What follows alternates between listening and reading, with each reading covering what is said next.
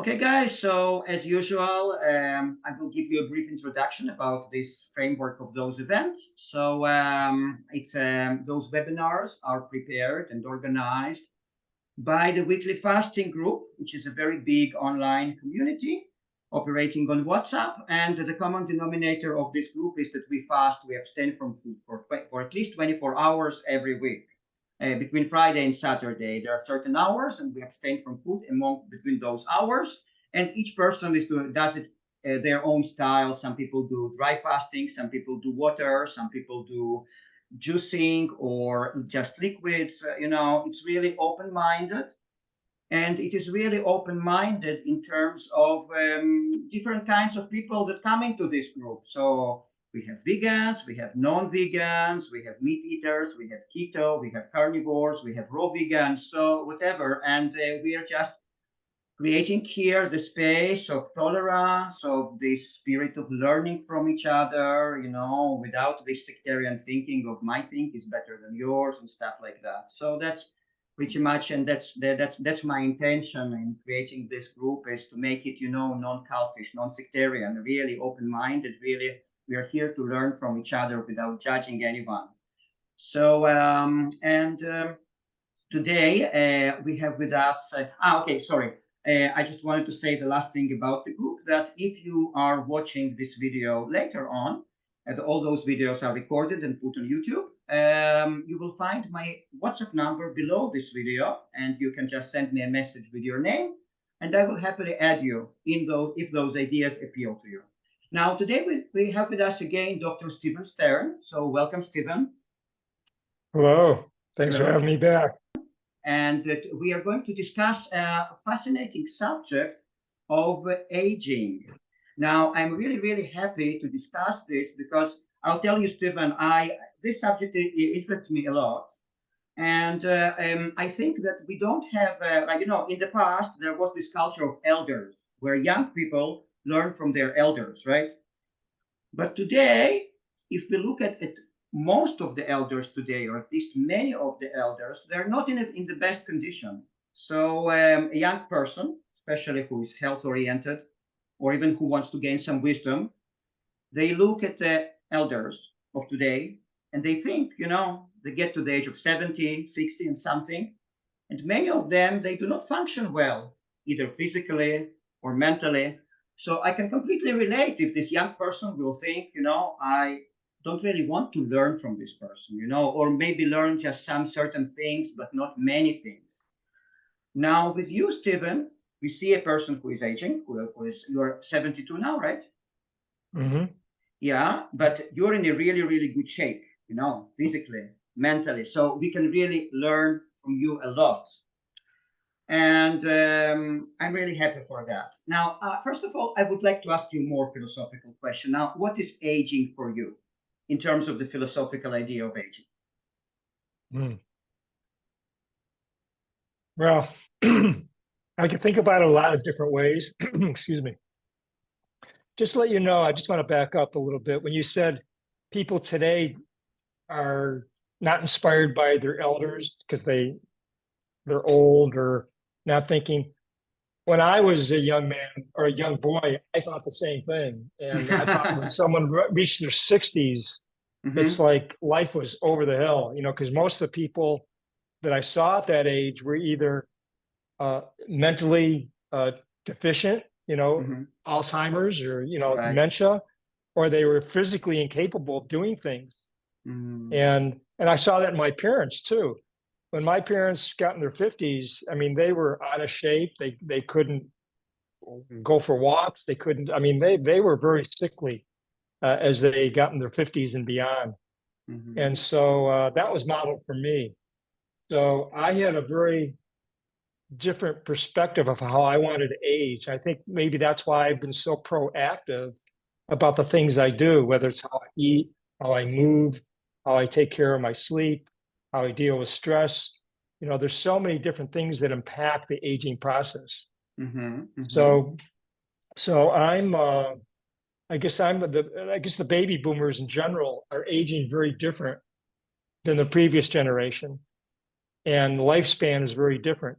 to this day and age, you do see people in their 80s and even 90s that still are very vibrant, that still are very sharp intellectually and are capable physically. So I get inspired by that. I go out of my way to be with people who are like that. In fact, I belong to a men's community, and we have an elder group that it's a Zoom call every week I participate in. And we have one man that is 100, and we have some men who are younger than me, but about 20 men participate on these calls.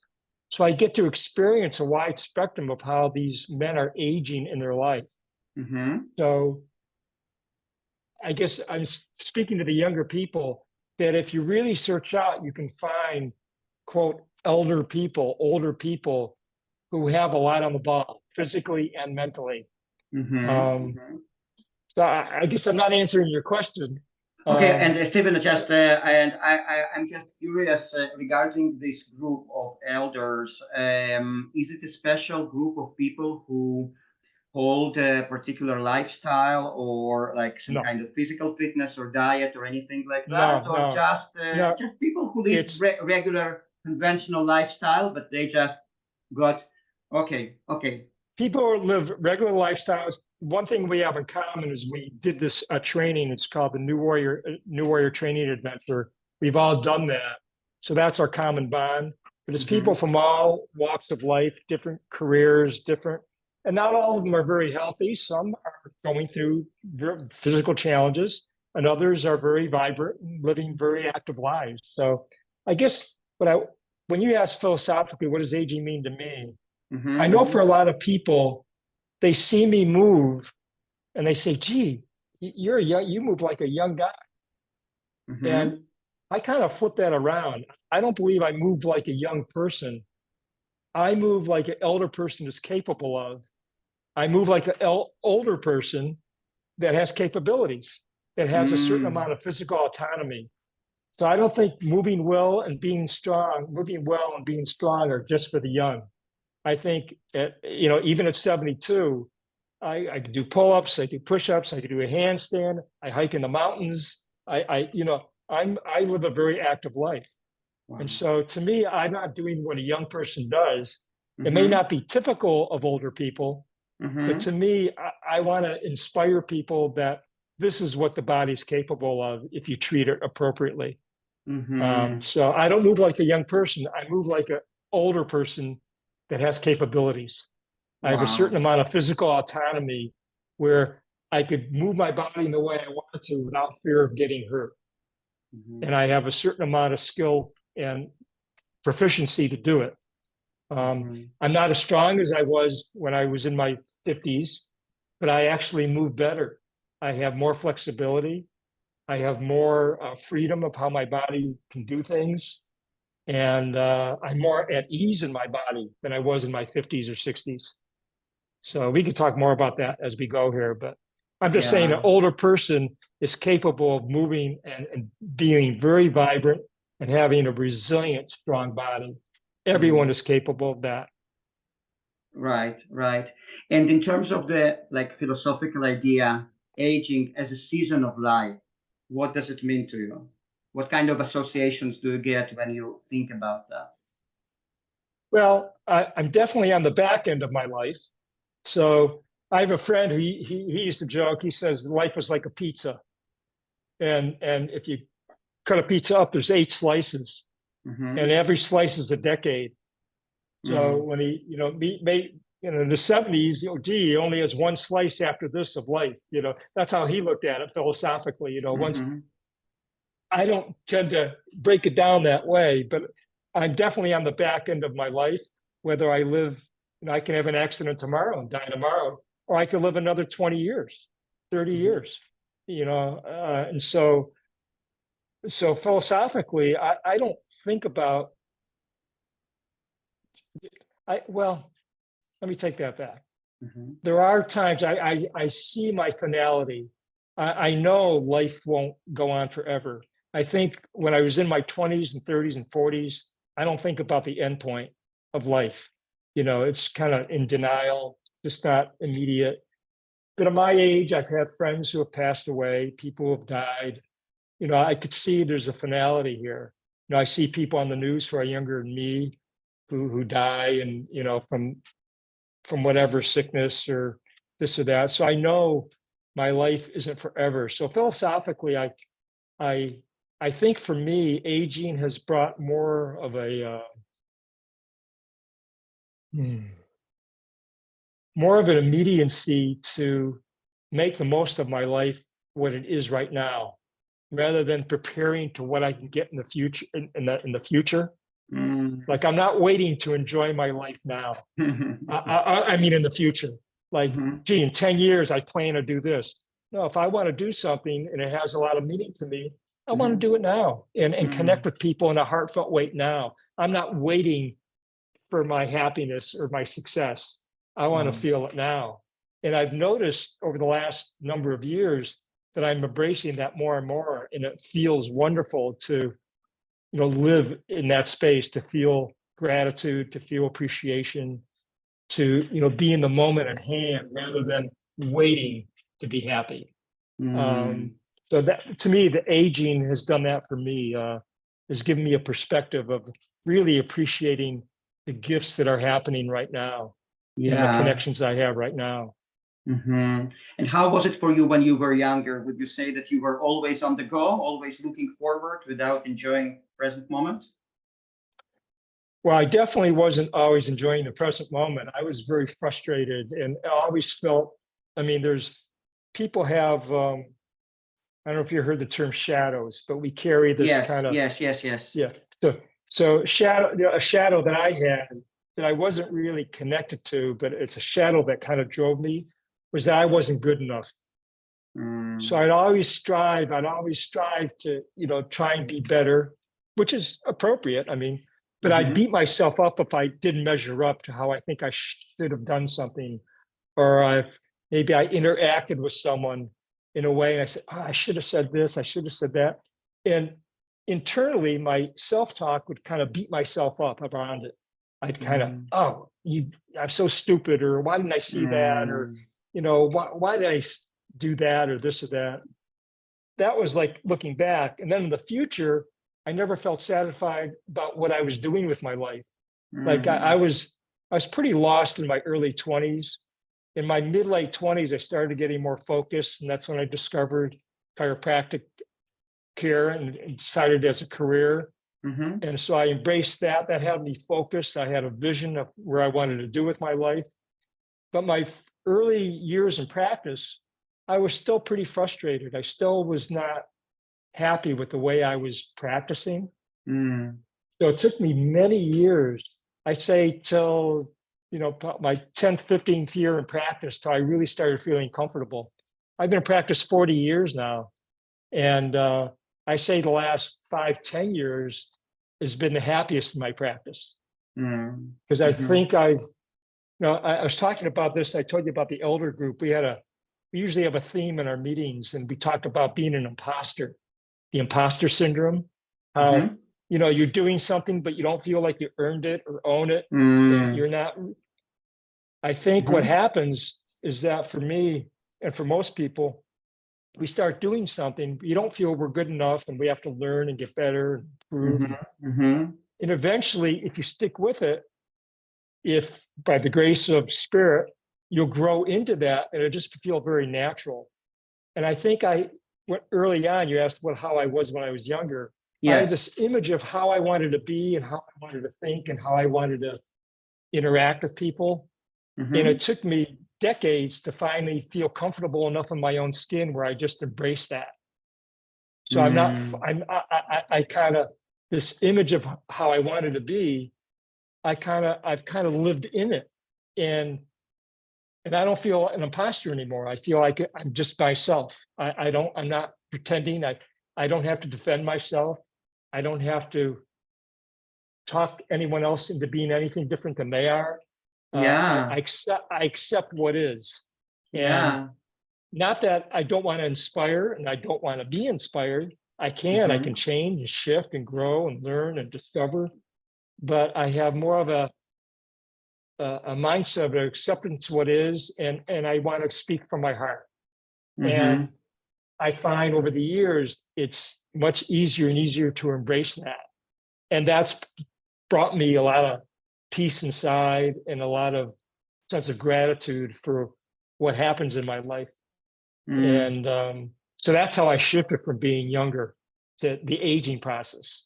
That's one of the gifts of aging. That's one of the gifts of, I believe, of giving up the striving to attain.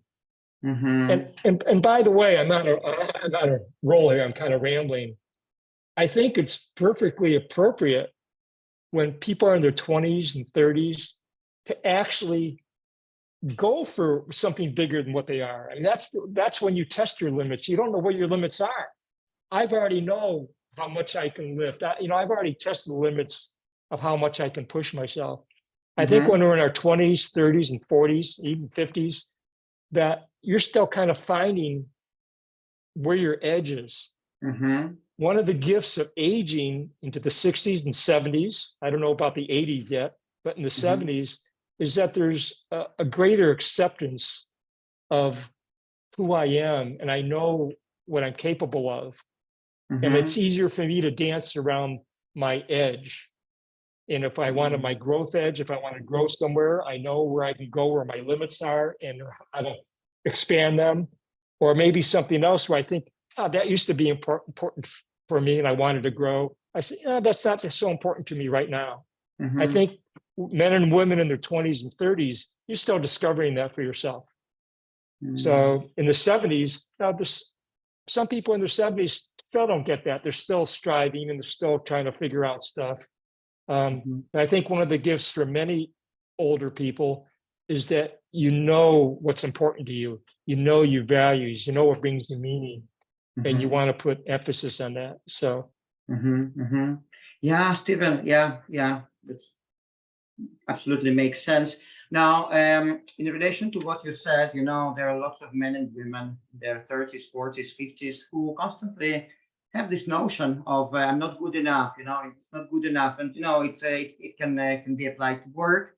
But here we are in this group. We have lots of people who try different kind of diets. It's a very fruitful soil for all those kinds of notions. I'm not good enough. I'm not raw vegan good enough. I'm not cleansing good enough. I'm not this good enough. That good enough.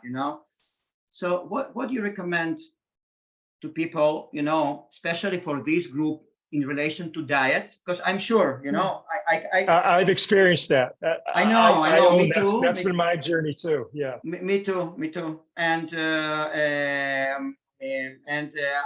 I'm sure very, very big percentage of these group members experience that at some point or another, or at some on the scale, like bigger or smaller scale. But yeah, so what would you recommend in terms of diet and in general? If a person lives with this feeling, I'm not good enough, have to improve, but it becomes obsessive, Right. Yeah, I know about being obsessive about diets. I've been there, done that. Me too. And some people think I'm pretty extreme now what I'm doing. I don't. I think I'm pretty relaxed about it, but it is extreme compared to what most people do.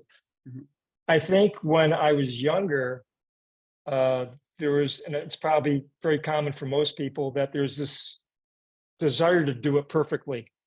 The idea that I'm not good enough is that I'm not being perfect the way I can do it. If I was just perfect, then everything would be okay. That's an illusion. That's an illusion. And I think it's better to have a mindset, rather than going for perfection, go for exploration. How is this? Go to discover what's happening for me as I do, whether it's diet or exercise or this. So actually have actions rather than trying to do it perfectly. Try and find how you can explore and discover where your edge is around that. And if it's not working for you the way you want, then how can I discover, add more, take away something else? Rather than try and find the perfect way to eat, or the perfect exercise to do, or the perfect relationship, how can I grow? Have a growth mindset rather than a perfection mindset. And a growth mindset never ends. you're always, exploring, discovering, finding where your boundaries are, where do you want to pull back, where you want to push a little more. So having a growth mindset around it is much more, I think, productive than having a perfection mindset. When I was, I do a lot of fasting. When I was 100% vegan, and I fast for, weeks on end at times, just water fast, or I'd eat just fruit for 3 months at a time. I think for me, I was trying to purify myself in a way. And I think there's a time and place for that. However, I don't think it's sustainable to have that kind of mindset of trying to purify. Now, maybe if someone's a monk or, trying to achieve, I guess it depends on a person's goal. Maybe that's important for them to purify. And if that is, go for it. But I think for most people, that's not sustainable over a lifetime, that purification mindset. So, that's my opinion about it, not to say what people should or shouldn't do, but if you have that mindset, it's very hard to sustain. And I'd rather live life and connect in a way that allows me to feel a sense of peace, especially at my age. Again, it's different in the 30s and 40s, and people may react a little different to this, but being at peace, being at ease, living through my heart, communicating in that way, that's what's important to me. I think when I was in my 20s and 30s, that wasn't as important. I thought if I could just purify enough, then I'd get everything I wanted. I'd be a good human at that point. I think that's an illusion, personally. So, I don't know. Yeah. Okay, guys. So first of all, do you have any questions? Because I usually conduct my webinars by speaking 20 minutes, half an hour, and then opening the mics to the public and then going on. So guys, if you have any questions, you're welcome to open your mics and to ask your questions. If not, we will continue. Okay, Stephen, now in terms of physical health, as person ages, what are the aspects you would mostly recommend to pay attention to?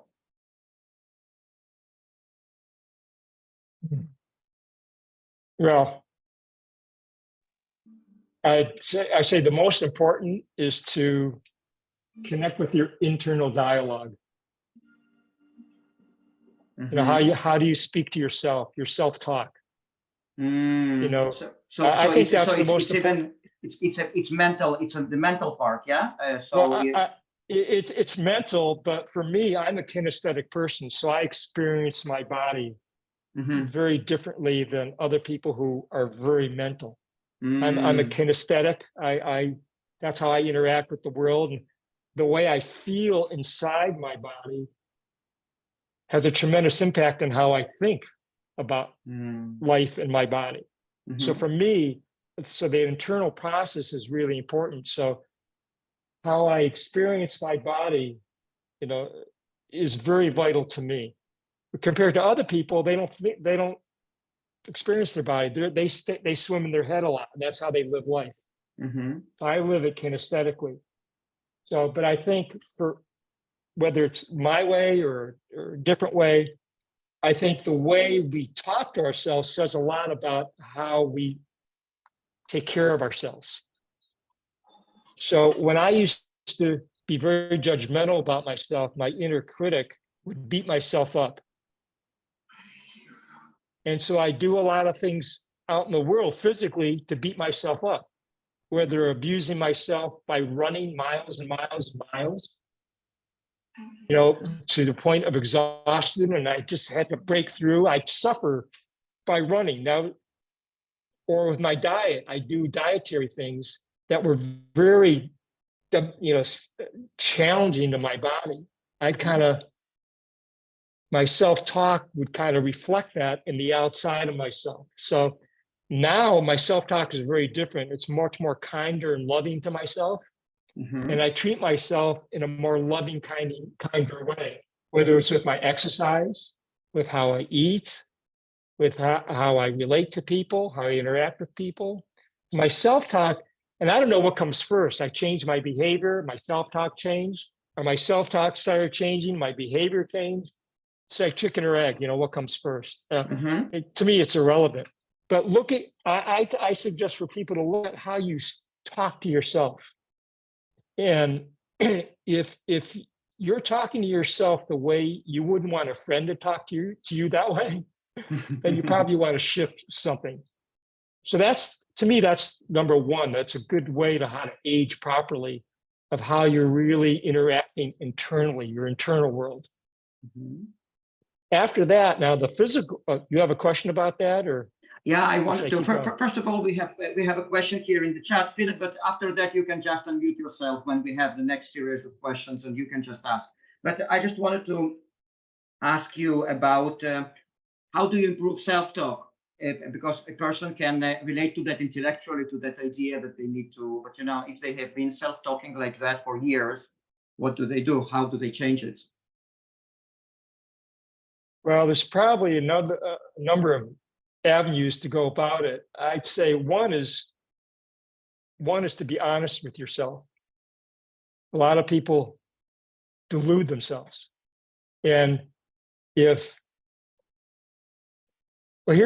some ways that I'm aware of when my self-talk is not where I want it to be. If I start getting defensive about something, there's probably something that's in shadow with me that's not happy with something. How can I say this? It's not like we need to be happy with everything that we see in life. But if I get triggered a certain way that doesn't fit the situation, my self-talk is my internal dialogue is probably not spot on. So that's the one thing. If you're getting highly triggered about something that no one else would get triggered about, well, maybe there's something going internally inside of you that's not clicking, that's not aligned properly. And ways of working with that, whether it's seeing a therapist, whether it's going to workshops, whether it's reading inspirational poetry, whether it's taking up some kind of body connection movement to really feel connected. There's different avenues to kind of learn about yourself that way. Right. But I'd say one of the important things is to get mindful and connected to the shadows that we carry inside of ourselves. The shadows, I know you said you understand it, but basically a shadow is something we ignore, deny, or repress.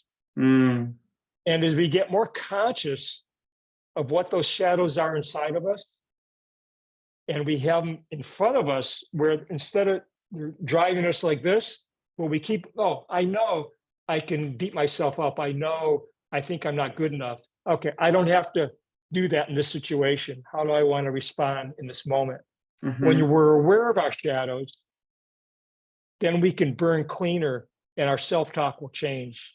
When the shadows are behind us and we're not conscious of them, that's when we get tripped up. So I'd say whatever helps a person to learn about their shadows.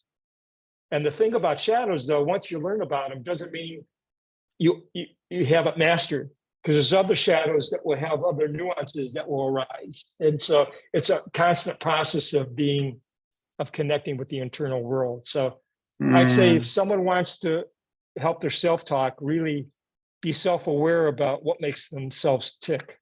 And however they do that is wonderful. It takes a lot of honesty. It takes courage. It takes I use a phrase for myself, acceptance of what is. So if I accept what is, it encompasses a lot of things. And so I say, if people can embrace that their self-talk will change. Because they'll get more conscious of who they are and how they're relating to the world. Yeah. For example, I remember from the time a few years ago when I was raw vegan, it was always, the subject, the issue of eating wrong things, too much fat, too much this, too much that. very negative self-talk. Today I'm doing keto, so it's much more relaxed. But when I was raw vegan, it was always wrong, wrong, wrong, negative self-talk. So a person who finds themselves in this situation today, what could you recommend them? Because it's a kind of a trap. You invested in a certain diet which is supposed to be like your messiah, you know, like some which is supposed to solve everything. But then you have this obsessive mindset. So what could they do? Well, it's not about doing one thing because it's a process. First of all, accept it as you're not going to find that's the the idea of they want a magic bullet. If I just do X, Y, Z, or if I don't do X, Y, Z, everything will be solved. We talked about that earlier. So I'd say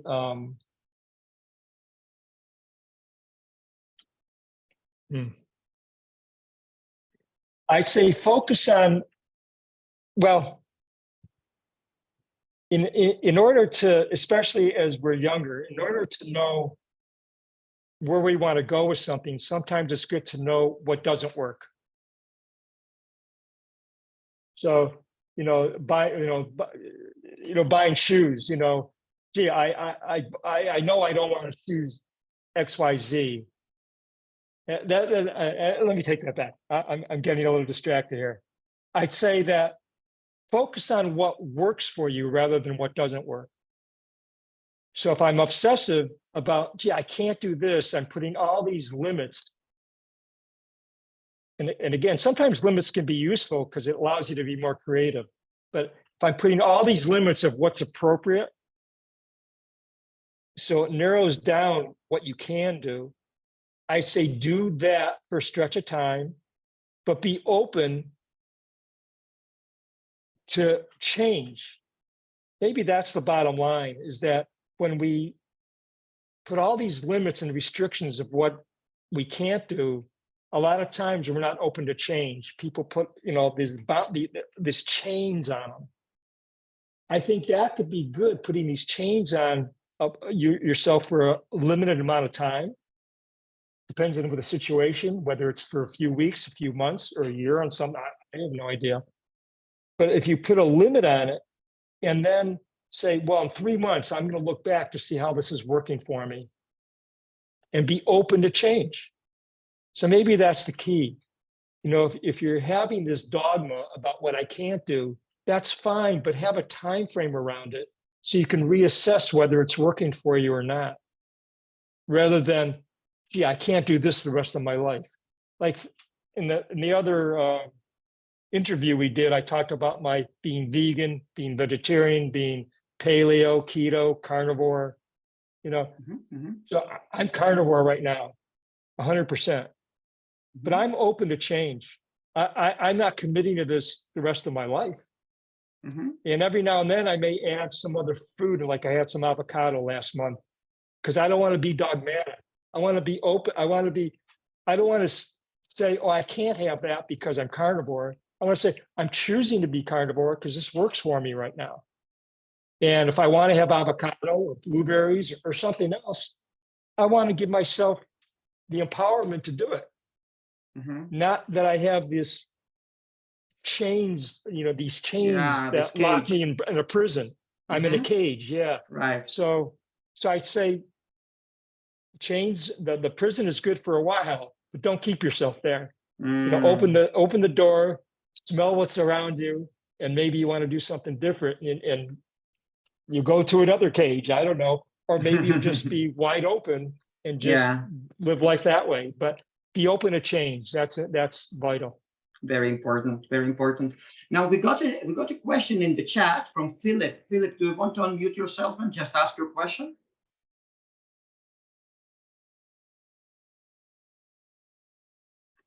Okay, I'll just read it. Maybe he cannot hear me. So, Dr. Steven, can you please speak to your experience or knowledge about craniosacral? Okay, he says I don't have video option. Okay, craniosacral therapy. If you have any opinion, it's gaining some popularity recently, I think. I would like to understand more about it. So craniosacral therapy. Well, craniosacral therapy is great. I don't practice that in my office, but I think it's a lot of massage people use it. Some chiropractors use it. Maybe other people too that I'm not aware of. But the craniosacral therapy, your cranium is up here, and the sacrum is at the bottom of the spine. And the spinal cord has a 3-layer membrane, the spinal meninges, that houses the CSF, the cerebral spinal fluid. And the way that flows through the body, the way the sacrum and cranium connect, can affect the cerebral spinal flow and affect how a person's nervous system and other parts of their body interact, and how it can shift and change. So a lot of people, the people who do craniosacral therapy, are focused on that aspect. And they're trying to get, since I'm not a craniosacral therapist, I don't want to talk like I don't want to represent what they do, but from my perspective, they're trying to get more balance, or not symmetry, but a greater connection of how the CSF is flowing in the body. That's my understanding of craniosacral therapy. Now, I do work that affects the CSF too. There's a lot of other work other than craniosacral therapy that impacts the CSF, or cerebral spinal fluid, and helps that connection between the sacrum and the cranium. So you can use very light touches on the spine. There's different ways of affecting the CSF in the body. So I'd say if you know someone who's seen a craniosacral therapist and they've had a good experience, I say experience, see how it works for you. It's definitely a worthwhile thing to explore. And if your body resonates with it, then go for it. Some people will go have that therapy and they just don't connect with it in a way that's has meaning for them. So I'd say, doesn't mean you shouldn't do other body work, but just keep exploring to see what you find that works for you. Okay, cool. Okay, Philip, if you have any more questions, you can either unmute yourself just to ask with your voice, or type it here in the chat. Okay, guys, before we continue, do you have any more questions? You're welcome to unmute yourself and to ask. Okay, now I would like to discuss bone density, because lots of people, I personally know a few people who have kind of osteoporosis or losing their bones. So, and I think it's a really, really important aspect of aging not to lose too much bone, preferably none. So what should a person do in order to maintain, or even to increase, if it's possible, their bone density? Well, to increase bone density, or to have a healthy bone density, it's important to have some kind of resistance to the bone. Something, if it's not used, it doesn't have a reason to get stronger. Doesn't have a reason to build. A bone is what's called osteoblasts and osteoclasts. So osteoblast is when the bone is growing, Osteoclast is when the bone is breaking down. And so you want to do things that promote that. So most people heard about resistance exercise is important. Doesn't mean you have to lift weights. You can use your own body weight as resistance, just doing push-ups, doing pull-ups. There's a lot of ways of moving the body, doing locomotion exercises, walking, running. All those are forms of exercises that challenge the bones of the body, depending on what you're doing. It will challenge the body in different ways. So you need some kind of resistance exercise. If you're just in front of a computer all day and you just walk to and from your car to your work or to home and not getting much else, as you age, you can get away with that when you're younger, but as you age, there will be an impact. So I think it's important for people of any age to do resistance type exercises. Again, it can have many different forms. So that's one thing that's vital. The next thing that's vital is nutrition. Now, I do have a certain bias towards carnivore at this point in my life, as compared to when I was vegan.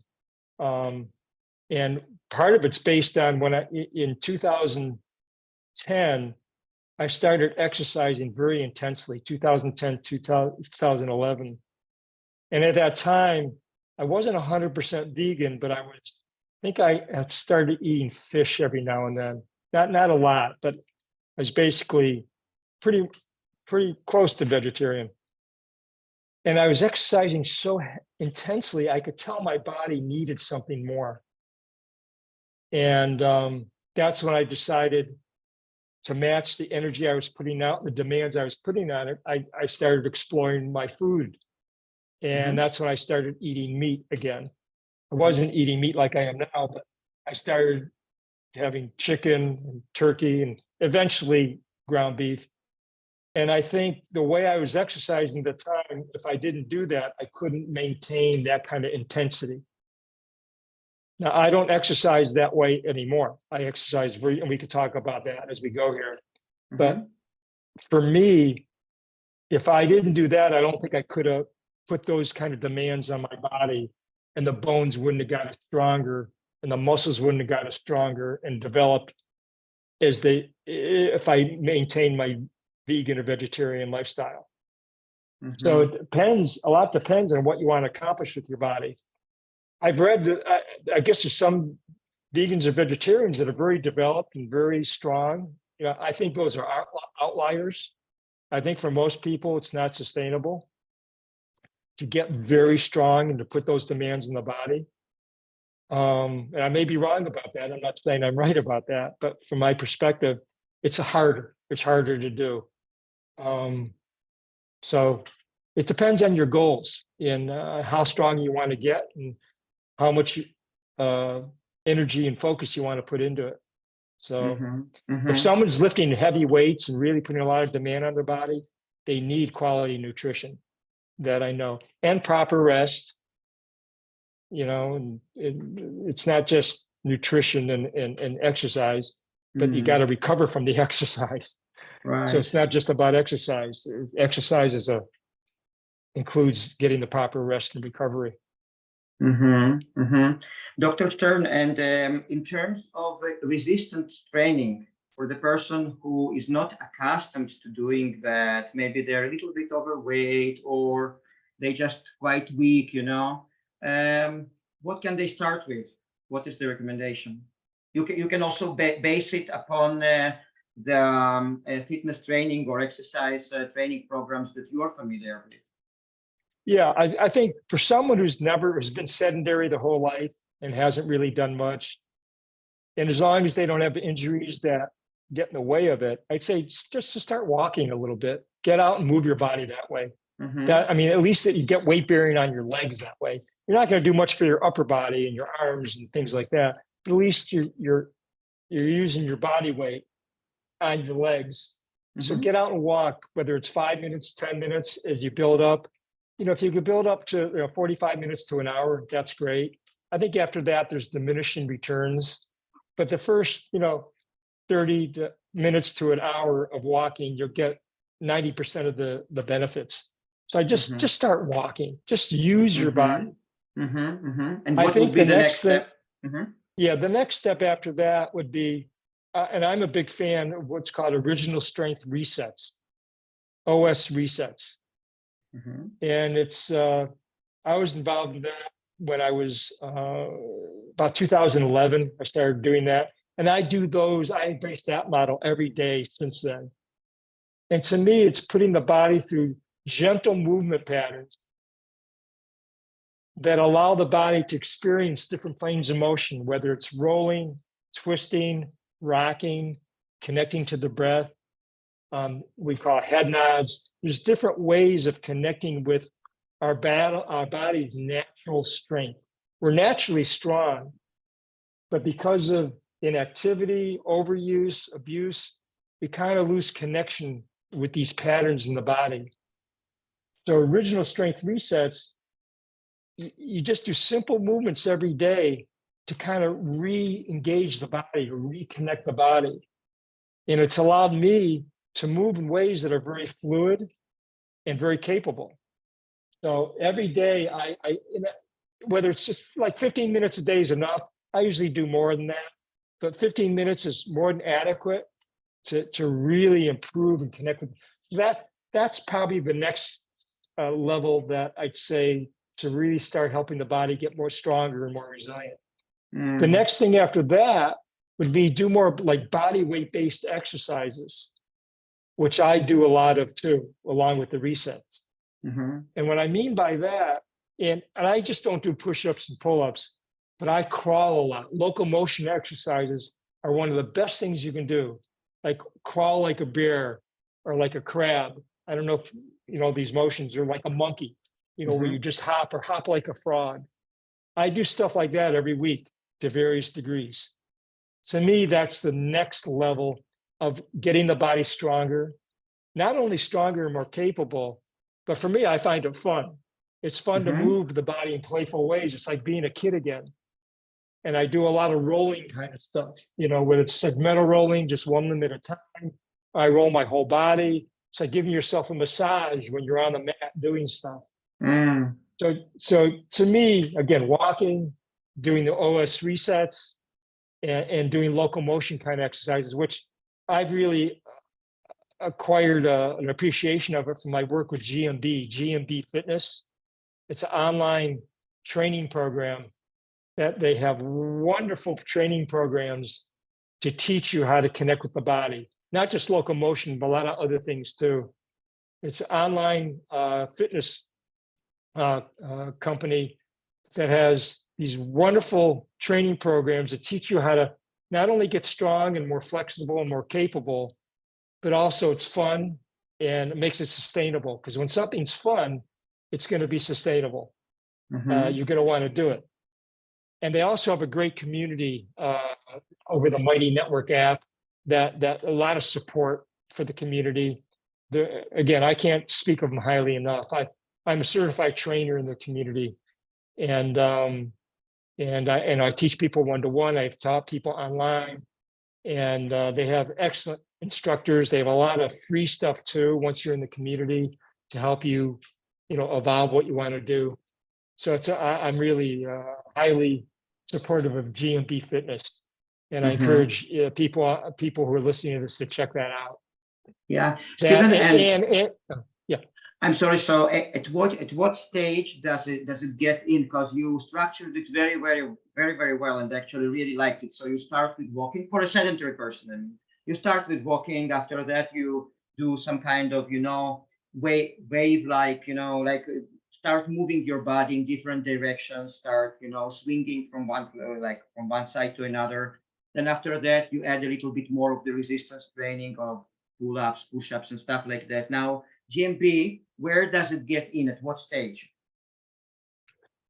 Well, I mean, it could be the first stage. I mean, GMB Okay. is, if someone's sedentary, the programs, they teach it in a way that it's not just for people who are physically fit. If you're just new to this, there's an assessment process to see what your capability is. And then you modify certain movements. So you can go into GMB right away. I mean, that's fine. And they have warm-ups, they have great articles and tutorials. I mean, it covers A to Z. Now, if you have a certain injuries, let's say because you can't squat fully, because of your bad knees or back or neck problems, then maybe certain programs may not be appropriate for you, and you may have to start with certain programs. I'd say, contact GMB and they'll guide you what's right. Or contact me, I'll give you feedback and I'll give you my opinion about what I think you can handle.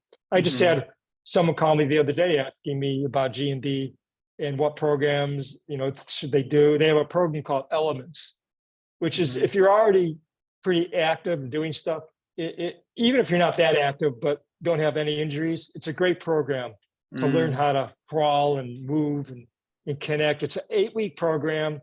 It's plug and play. They guide you through it in a very sequential way. And it's called Elements. So that would be a good program for most people to start with GMB. Yeah, and then every day. So is it based on doing those steps? Like how long every day? How long are you obliged to do that every day in order to advance? It depends on your goal, I guess. I think Elements is it's again for 8 weeks, and they'll have something for you to do every day, or at least 5 days a week. But it's not like, well, if I don't do that, you're not going to get benefit from the program. You may have to modify it because life gets in the way. Maybe you have to go on a business trip. So, so then you just restart where you left off, so, Yeah. life gets in the way, kids are up all night and you may not be able to work out the same way that day. Yeah. So maybe you want to do 2 days in a row. So it Sure. depends on the person and their goals, but it's set up in a way that allows recovery days to occur. It's not like you're not left figuring it out. It's guided in a very systematic, thoughtful way. Yeah. And there's room to play with it at the Yeah. same Yeah. time. Yeah. I personally love structured things. So I like, I Yeah. like when they arrange things by levels, when there are certain levels, certain explanations relevant to each particular level. Yeah, I love it. So now, but I mean, on average, like how long do you need to spend every day exercising if you take this program? Like, is it 20 minutes? Is it 1 hour? Or it's difficult to say. I think if you only have 15, 20 minutes, you'll get value. If you could put in more time and you do it appropriately, you'll get more value if you're recovering right. But 15, 20 minutes a day would be more than adequate. And not every day, maybe 3 or 4 days a week. You'll get progress. You'll get progress. Again, we're not looking for perfection here. Remember, Sure. it's not perfection. It's about growth. Where's your growth edge? And for Yeah. most people, 15, 20 minutes a day would be more than enough to get them to grow and learn and discover things about their body that they didn't know beforehand. Interesting. So, and then if you, in order to move to the next level, do you need to reach certain results at the previous level? That's how it works, or not really? Well, I wouldn't use the word need. I'd say you assess where you're at. And sometimes all of a sudden, growth isn't always linear. It doesn't grow up steady. It's like you may plateau for a while. And all of a sudden you connect the dots differently. Oh, and you're over here. And all of a sudden I could do X, Y, Z where I couldn't do it 3 months ago. Okay. And I didn't even know I could do it. Yeah. So, so every now and then you kind of assess, you challenge yourself or put yourself in a situation where you try something a little harder. Oh, I could do it better than I thought. So now I can go to the next thing around that. Yeah. Another thing with GMB that we encourage, not just with GMB, but most fitness people who I think are skilled at what they do, you don't do the same thing all the time. Like I don't have to do the same exercise for the next 3 years, and think I'm going to improve all the time. Commit to 2-3 months and then cycle in something else that's a little bit different. And you could do some of the other stuff every now and then if you don't want to lose, some of it. But usually you won't lose much of it. You do something a little different. Let's say I was doing a strength program for a while, 2 months, 3 months. Then maybe I want to focus on flexibility for a month or two and not put so much energy into strength. And then when I come back to strength, I'll be able to use that flexibility to even gain more strength. So we cycle in different kinds of modes of exercise, can be very useful. It's called periodization. So for a certain period of time, you do something, then there's diminishing returns for your efforts. Then maybe you want to put on, you have what we call a deload week, kind of rest and recover, then do something else for a little stretch.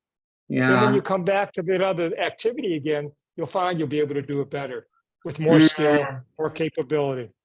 Wow, that is fascinating. And what's the difference between GMB and the original strength reset? Is it the original strength reset? Is it also a kind of a program that has certain structure of exercise, or what's that? I'm glad you asked that. They're very different and cover similar things. So in GMB, you're working with movement patterns, just like with original strength resets. You're working with just how the programs are set up. You're accessing your body in creative ways. But they're very structured programs. If you like structure, GMB is great because it'll give you a certain goal to go for and how to apply it. Now, original strength reset is very structured too, but in a very,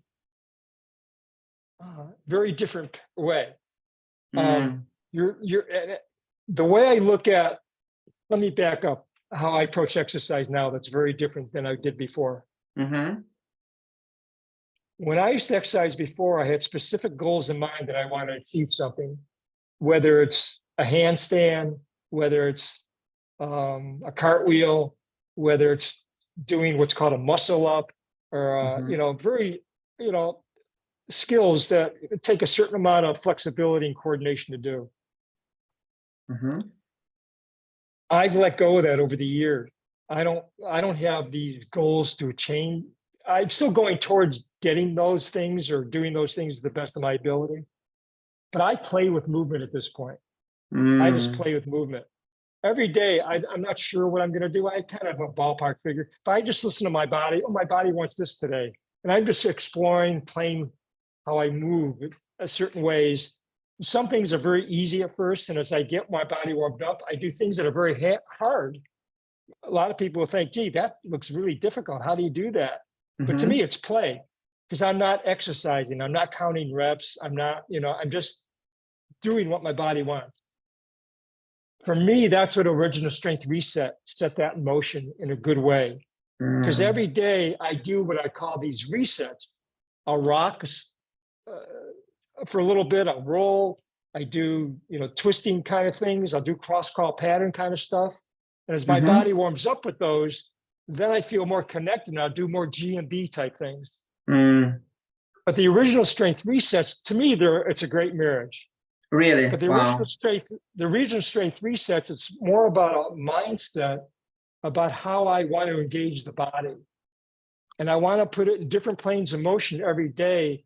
And for me, it's develop a structure where I know I'm connecting with these movement patterns every day. Mm-hmm. So I'm at the point now where I don't think about it that way at this point, but the first few years, it gave me a very good structure to make my body more capable and adaptable. And then I use the GMB to go towards more specific goals about what I want from training. So Mm-hmm. to me, they're very good. Both have a certain structure. Both are worthwhile and valuable to do.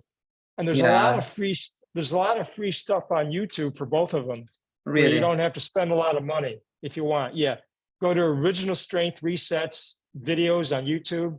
You'll see a ton of stuff where Mm-hmm. Tim shows people how to do movements. Go to GMB Fitness on YouTube. You'll see a ton of stuff that Mm-hmm. could show you what their programs are about if you're interested, and a lot of great free stuff that you don't need their program. If Mm. you want to learn how to handstand, they have this wonderful tutorial, a lot of different levels of how to attain a handstand. Mm-hmm. That's really great. And so there's just tons of stuff. Yeah, But I but think it's worth taking a program with an instructor. I think that's ideal yes, if you really yes. want to max out and get the most benefits. So, Yes. So how would you go about that for the person for a person who doesn't know like how to approach it? Like, do you just Google gmb.com or something like that? Like, where should you yeah, go? and I teach GMB. I teach original strength resets too. I'm certified in both. I'm a certified OS clinician, Mm-hmm. and I'm also a certified GMB trainer. So I teach both online and in person. But if you want someone in your neck of the woods, go to gmb.net, I think it is, Mm-hmm. Mm-hmm. and go on their website. They have a list of trainers around the world, in Israel, in London, in Africa, in Mm. Brazil, in all the United States and Canada. Mm-hmm. And you can go down and see if there's someone that you resonate with.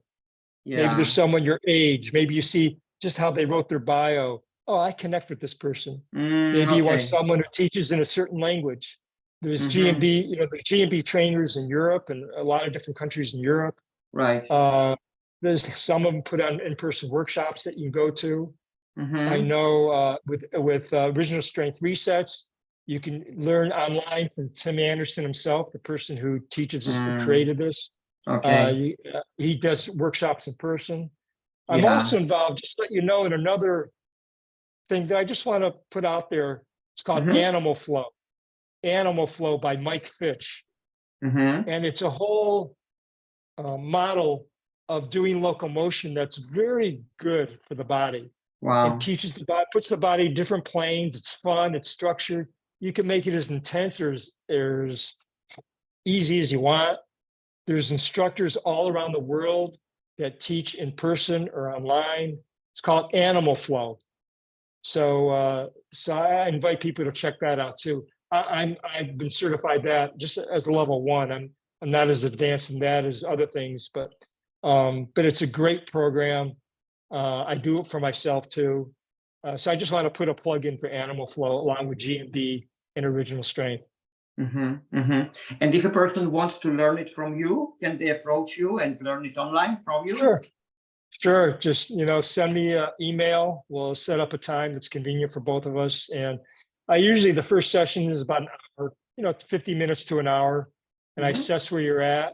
And I usually do original strength reset kind of first to see how you're moving. And if you're moving pretty good already, then I add GMB stuff to it. If you're already pretty adept and moving well, we just go into doing some more challenging stuff. I have some people who are trying to work through injuries and they're not moving that well already. I keep it pretty simple and basic. I kind of meet you where you're at and adapt what I do to fit what I think is best for your growth and edge at that time. Some people just have one session with me and that's enough. And some people have, one gentleman, he has a session with me every 2 weeks. He's been doing it for over 3 years. He just loves what I do and I show him different stuff all the time. I have some people see me once a month. Some people see me for a stretch for 3 or 4 months, and then I don't see them for a while, and they come back later. Everyone's a little different. I kind of meet you where you're at and find out what your goals are, and try and serve you in the best way possible. That's incredible. Yeah. So, guys, we will provide contact details of Stephen below the video. You're welcome to approach him and learn from him. Okay, guys, do you have any questions? You're welcome to unmute yourself. Revital, shalom, shalom. So you spoke about bone loss, about nutrition. That interests me. So you're saying vegetarian, raw vegan is not enough, you think, for building the bones? Well, I think there's research that supports that. I can't quote it to you verbatim, but I think it's much harder to have bone health just being a vegan or vegetarian than it is eating animal products. The osteoblast that I talk about, how bone gets built up and developed, will benefit greatly from having animal nutrition. Now, it doesn't mean people can't be vegan or vegetarian and live a full active life and be healthy. A lot depends on how you do it. And some people will adapt better than others. But in my opinion, as we age, there's an impact on that over time. And so that's just my opinion. Take it for what it's worth. Yeah, and so you're saying it's not enough just fruit, raw fruit and vegetables is not enough for building the bones. I think people could do it, whether it's for years. I mean, I was vegan for many years. So, and I was pretty active, people, so I was able to do stuff. I think as you age, there'll be a aging process. When you're younger, you can get away with stuff like that. I think as we age, there will be impact on that as your body ages. So like you're young. I don't know how old you are. You look young to me. Not so young. That's why I'm living this lifestyle. I'm looking for the formula for staying young forever. So. Well, I mean, I'm sure there are people who have been vegan vegetarian that are in their 80s and 90s that are living great lives. I'm not saying it can't be done. A lot depends on the demands you're putting on it. I know the demands I was putting on my body, I couldn't sustain that. It wasn't for me. So I hike in the mountains, and it's very rugged hikes. These aren't just walking on a trail. These are pretty intense. And I plan on doing that in my 80s too. I don't think if I was vegan or vegetarian, I'd be able to do that right now. So it depends what you want, how you want to age and what you want to do with your body. You know, No, if I you're not don't. putting many, if I'm you're a not putting many, yeah, you're a dancer. So if you want to dance and I'd say this, in your situation, I'd say, look at people that are doing what you want to do in their life.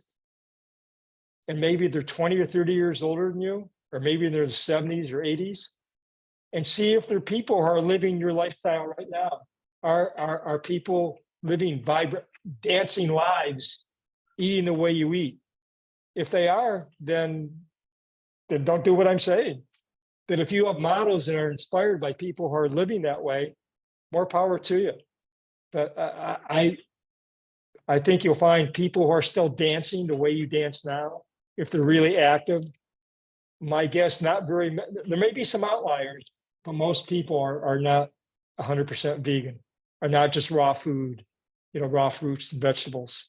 That would be my guess. And if at least not 100%, I could say that with confidence. They're probably doing some other things with it. The point is that if you eat heavy food, then it's hard to detox, to get it out of the system, like fruit and vegetables. So it's the point is then you're intoxicated and there's toxicity and there's acidity. So I have a different opinion about that. I don't think I need to detox. I think the way I eat, I have less toxicity in my system than when I was eating vegetables. I think that I think eating foods with lots of fiber, you know, your body doesn't digest fiber. I think that creates toxicity in the system. Now, that's my personal opinion from what I've read and how I understand and how I feel in my body. I feel a lot less toxic than I ever did when I was vegetarian and vegan. I always two different things, vegetarian and raw vegan. I was also vegetarian for many years, but I heard it's not enough because cooked food and all the beans and legume and all that, it's hard to digest. So it's a lot of too Right. much for. I get that. I'd say, okay, so let's just talk about raw fruit, being a fruitarian, because I was that for a while in my life too. In my opinion, this is my opinion, it's not sustainable to build a strong body. You may not be toxic, you may be burning clean that way. It doesn't mean it's good for your physical body or your mental health. I found when I was that way, I was more anxious. I was more irritable. I mean, there would be moments of peace and clarity, but I'd say overall, and looking back, I was definitely just satisfied. I was more irritated internally. Though going without food, sometimes I remember there'd be many times when I'd get I'd be so hungry, I'd get stoned on not eating. I'd basically be stoned. I'd have this lightheadedness, but I don't think it was nutritionally sound for my body when I was doing it. So I think there's a cost. You may feel good on some levels, but I think there's a cost to the body on other levels. There's always an impact of our choices. There's never one thing isn't all, it's not like I do this and everything's going to be perfect on all levels. There's always a trade-off. If I do this, then this is going to happen. If I do this, well, this is going to happen. I really like this, but this is going to happen too. And I don't know. And I think that's your question, what you're asking. Well, if I stay like this, how is it going to impact my bones? Yeah, because everyone, a lot that I hear a lot of different opinions. It's very confusing. Right. It's like, there's one. I may be confusing you more. So in my opinion, not having toxicity the way you're eating, in my opinion, there are other ways of not being toxic in the body, not having toxicity in the body that builds a strong body. and again, you may disagree with this from stuff you've read, but in my opinion and how I feel in my body, how I react in my body, and things I've read, this isn't just about me, and things I've read from other people and other people who are much more knowledgeable than me, that know all the chemistry and all the research and all this, that eating meat only is the ultimate elimination diet. Because my body's using more of what I'm eating and I'm not getting toxic. It's very different. Like it may not be it's more toxic than just eating raw fruit, just fruit. I'm not saying it's better than that. I'm just saying my body isn't toxic, like you said, eating like cooked vegetables, like it would be from eating cooked vegetables or cooked grains. Legume and starches. Exactly. But eating meat, my body utilizes what I'm doing. By the way, I'm not constipated all the time. My bowels move, and I'm fine that way. But it's a more cleansing for my body, and I don't feel toxic as compared to when I was eating vegetables and grains and bread, all that other stuff, legumes and nuts and things. So you can have a very non-toxic body and have a very strong body and not be worried about your bones. If you want. Okay. Thank you for your opinion. I hope that, I hope that gives you food for thought. Thank you very much. Mm-hmm. Okay, guys, do you have any more questions? Now, Stephen, is it because of nutrients that, in your opinion, it's difficult to build strong bones nutrition-wise on being vegan and raw vegan? Is it because of calcium and other nutrients and minerals, vitamins? And the other aspect of the same question is, what are the key nutrients that raw vegans and vegans might be, not necessarily, but might be deficient on their diets in terms of strong bones? Well, I'm not a nutritionist, and I'm not into all the chemical stuff like a lot of doctors would be. I kind of have a very simplistic approach. Mm-hmm. But just the amino acids that you get from animal foods, animal products, are very different than from vegetable products or grains. Very different. Mm-hmm. And you don't have the amino acid profile in fruits like you have in animal products. And the protein that you get from meat is utilized.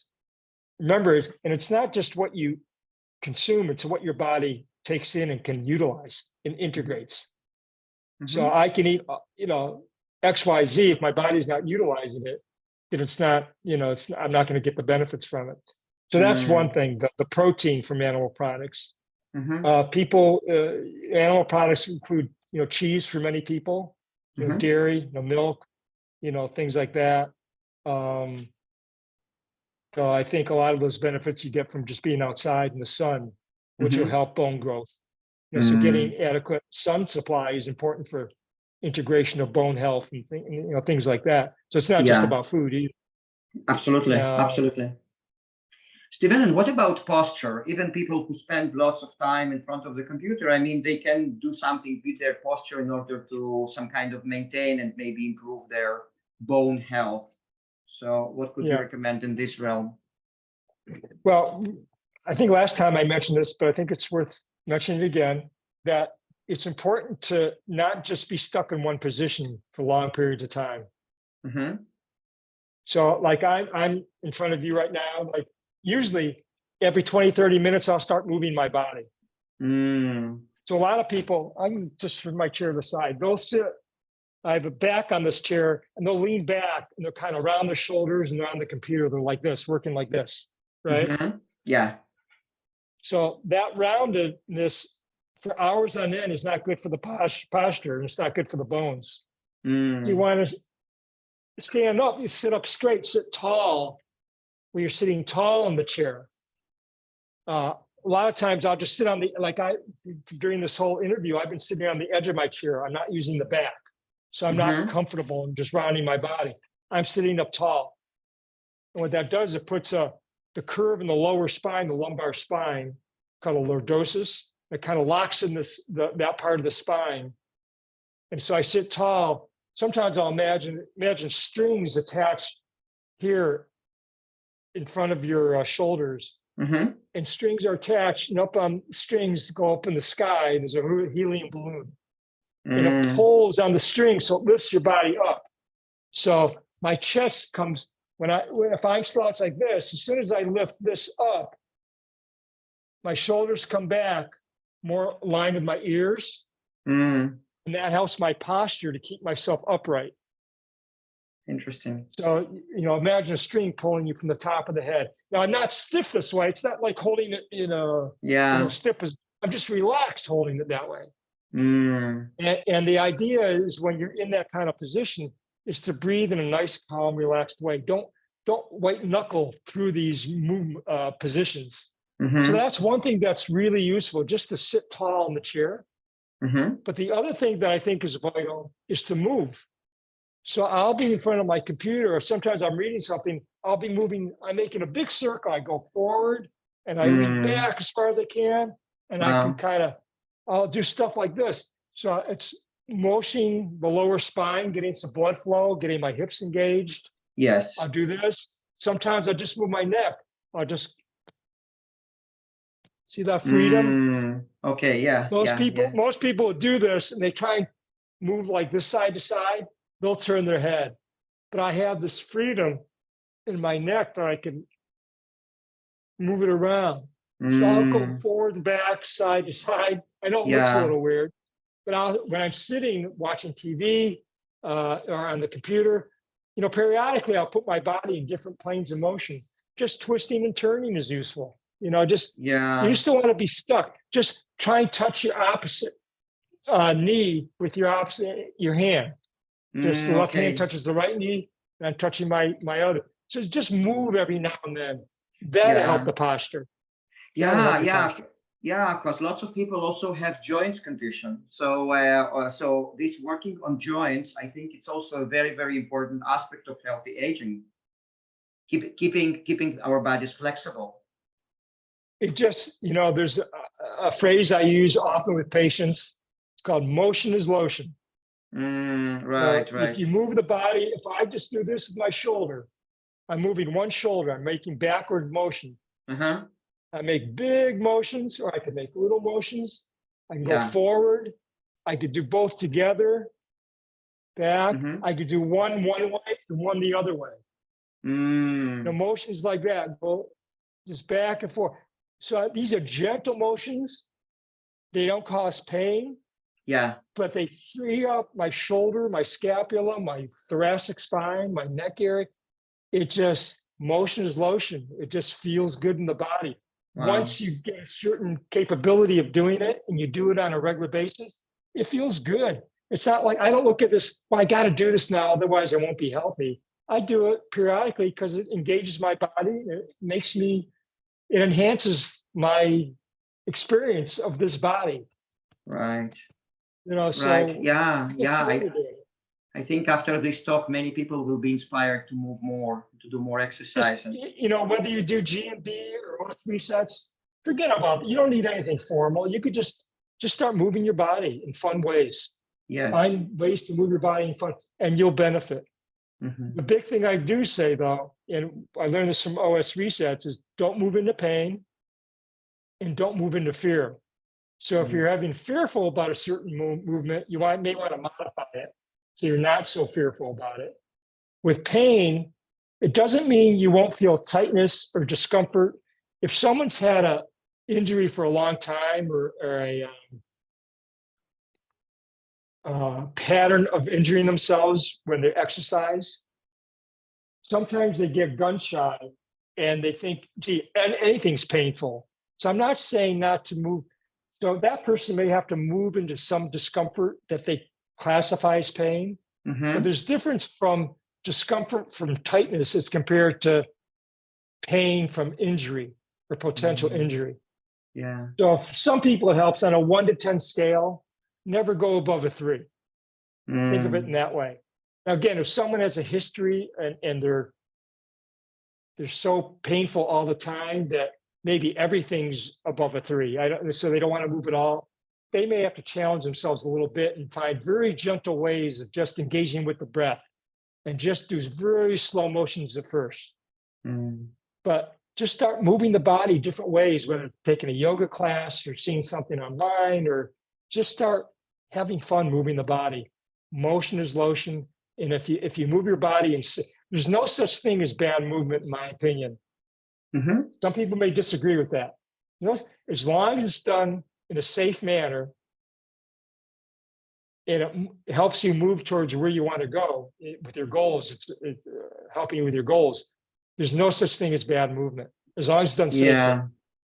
Yeah, So, Steven. now, if you have a particular goal and you do a movement pattern that doesn't support that, you may not know, and you may want some advice from someone more proficient than you, either a trainer like me or someone who knows what they're doing. But because there's certain things like with a handstand or doing other exercises, I mean, you could move all you want, but if it's not, it may not be getting you towards the goal that you want to accomplish. So that's a little different. But again, to have a reasonably strong, fit body that moves fairly well, just start moving it, and have fun. It's sustainable. Yeah, Stephen, as I said, I think that lots of people will be inspired to move more. It really makes me want to move more. Yeah. So we are doing good job here, inspiring people to live healthier. Thank you so much. Now, great. Now, I would like to discuss, you told me that you aren't an expert in that, but whatever you can say about dental health and about eye health, about vision. So do you have By the way, anything? I just want to make sure, I lost you on my screen. I hear you. Can you see me? Yeah, I can see you very well. I don't know why, because I can see myself here. Did you see me before? Okay, I just got you back. Somehow you came off my screen. Okay. Cool. Okay, Stephen. About dental health and eye health, do you have anything? You told me that you aren't an expert in that, but do you have any ideas about aging and those areas? Yeah. Well, I'll speak from my personal experience about dental health. I took horrible care of my teeth in my 20s. I mean, horrible. I was not and into my 30s too. And there was an impact. I said there's an impact on things a person does or doesn't do. And I've had to have some teeth pulled. I've had a few implants that I have. So taking care of your teeth is really important as you age. You know, what you do now, you can get away with, but as you age, it's going to come back to, and I guess I do mean this as a pun, it will come back to bite you for your teeth. So I think, you know, the most important thing is to floss, because it massages the gums and gets debris out of your mouth. When I eat, I floss within 10 to 15. I brush my teeth and floss within 10 to 15 minutes after any meal I have. I mean, I only eat once or twice a day now. So I just, that's my pattern right now. So I'd say don't have food stuck in your mouth a lot. Don't eat, people know about not sugar and, all that kind of stuff. And processed foods are horrible for the teeth and for the body, for the nutrition of the body, which will affect the teeth. So, stay away. With this group, I'm pretty sure you stay away from processed foods. But I say just be mindful of flossing and brushing after eating. And that's the way. I don't have any special thing. There's no special toothpaste. There's no, make sure the gums are healthy. The healthy gums will allow teeth to be healthy. And if you're getting stuff off the teeth that could be sticking there from, food that you've eaten, that'll help the teeth too. So I'd say just be conscientious and consistent with it, and it will help you as you age. With eyesight, I didn't need glasses until I was in my 40s. And I think in hindsight now, I think in my early 40s, I don't know if it would have made a difference, but I kind of accepted that I needed glasses. First it was reading glasses, and now I have what's called progressives. If I was conscientious about doing exercises back then, I don't know, maybe I would have kept my eyes healthier. I don't know. So I'd say I'd encourage people to look into that, to see, start, doing certain exercises, you look at something close and then far away, you're looking up and down. The eyes are really important to how the body moves too, by the way. And OS Resets talks about this a lot. For example, if I just move my head up and just have my eyes kind of looking straight ahead, I'll move this far. But if I look up above me, all of a sudden my head goes farther. I have more range of motion. So if you want to increase your range of motion, just don't turn your head. Actually look as far as you can. You'll find you'll go farther. So I like to say the eyes lead the head, and the head and the body follows the head. The head follows the eyes, and the body follows the head. So use your eyes when you're exercising, and you'll find you'll increase your range of motion and your capacity. So I'd say use your eyes. Just if you're staring at a screen for hours on end, periodically look something over the screen. Don't just stare at this one thing for hours on end, because the eyes, the muscles of the eyes, just how you're repatterning the brain will function very differently. So try and put it. That's why it's great walking outside. Sometimes I'm looking at the ground. Sometimes I'm looking at the sun or the horizon. Or I hike in the mountains. I'm looking at summits. I'm looking at things way out ahead of me or close to, do a variety of things, just like putting the body through different movements, put the eyes through different movements too. So if you're on the computer a lot or just on your phone a lot, you want to have more variety than that. So the more you do it, break up the pattern somehow. So that'd be my suggestion with eyes. And also let the eyes have sunlight. If you're wearing sunglasses all the time or a hat all the time, it's important to get the rays of the sun into the body that way. The eyes, it nourishes. I can't give you all the chemical reactions that occurs, but I know that it has an impact on the body. So have the sun hit your, doesn't mean you have to be outside, all day long, but for, 20, 30 minutes, some people, they always wear a hat, they always wear sunglasses, they're afraid of getting skin cancer. It's good to be outdoors and get the sun. So it's healthy for the body. So that's good, not just for the eyes, but for the whole body. Stephen, I also wanted to ask your advice because at some point I will have to get dental implants. Do you think, from your chiropractic practice and general knowledge, is there any difference in terms of the material of the implant itself? Because sometimes they put titanium, sometimes they put zirconia implants and stuff like that. So is there a real difference from what you know? There probably is. And I can't even tell you which ones are in me, but I know it's recommended by my dentist. I asked questions at the time. I know she told me what it was, and it just goes out of my mind. So I don't remember what I did. But it works well for you. Like whatever you have, it works well for you. Yeah, it's working great. Yeah, and it's could be pretty intense. I had it done 2 different times. First time it was much more intense than the second time. So I be prepared that it could be a very intense process.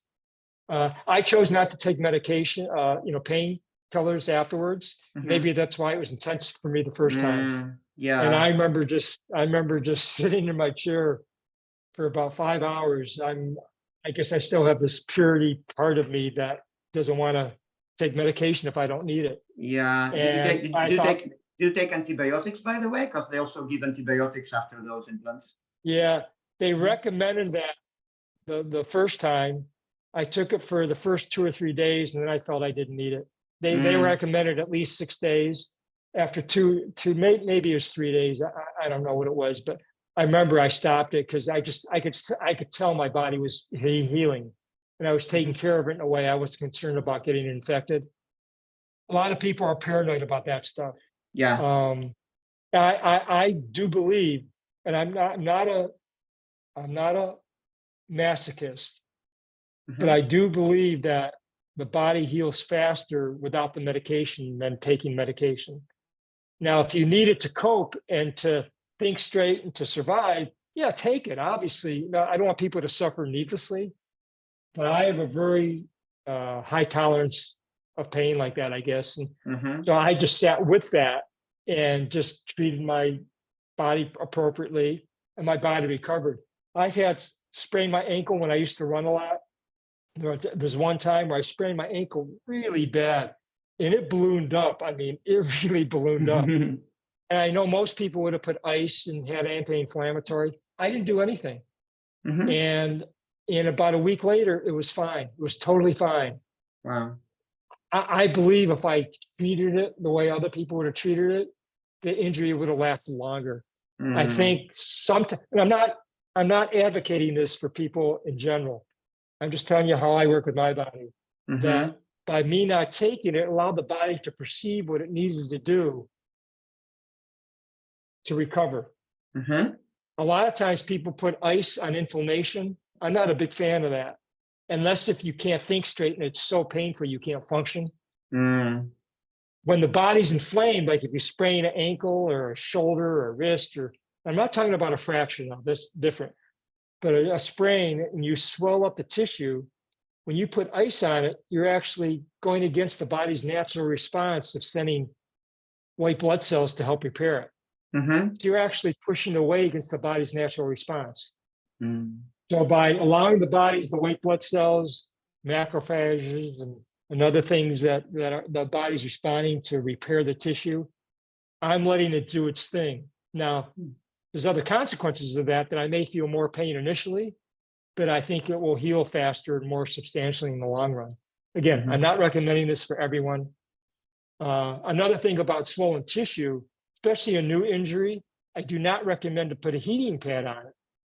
Because for most people, that will actually attract, not most people, it will attract more fluid to an area and swell it up more. Mm. Now, heat feels good on tight muscles, but if there's inflammation there, you don't want to inflame the nerve root where that's already inflamed.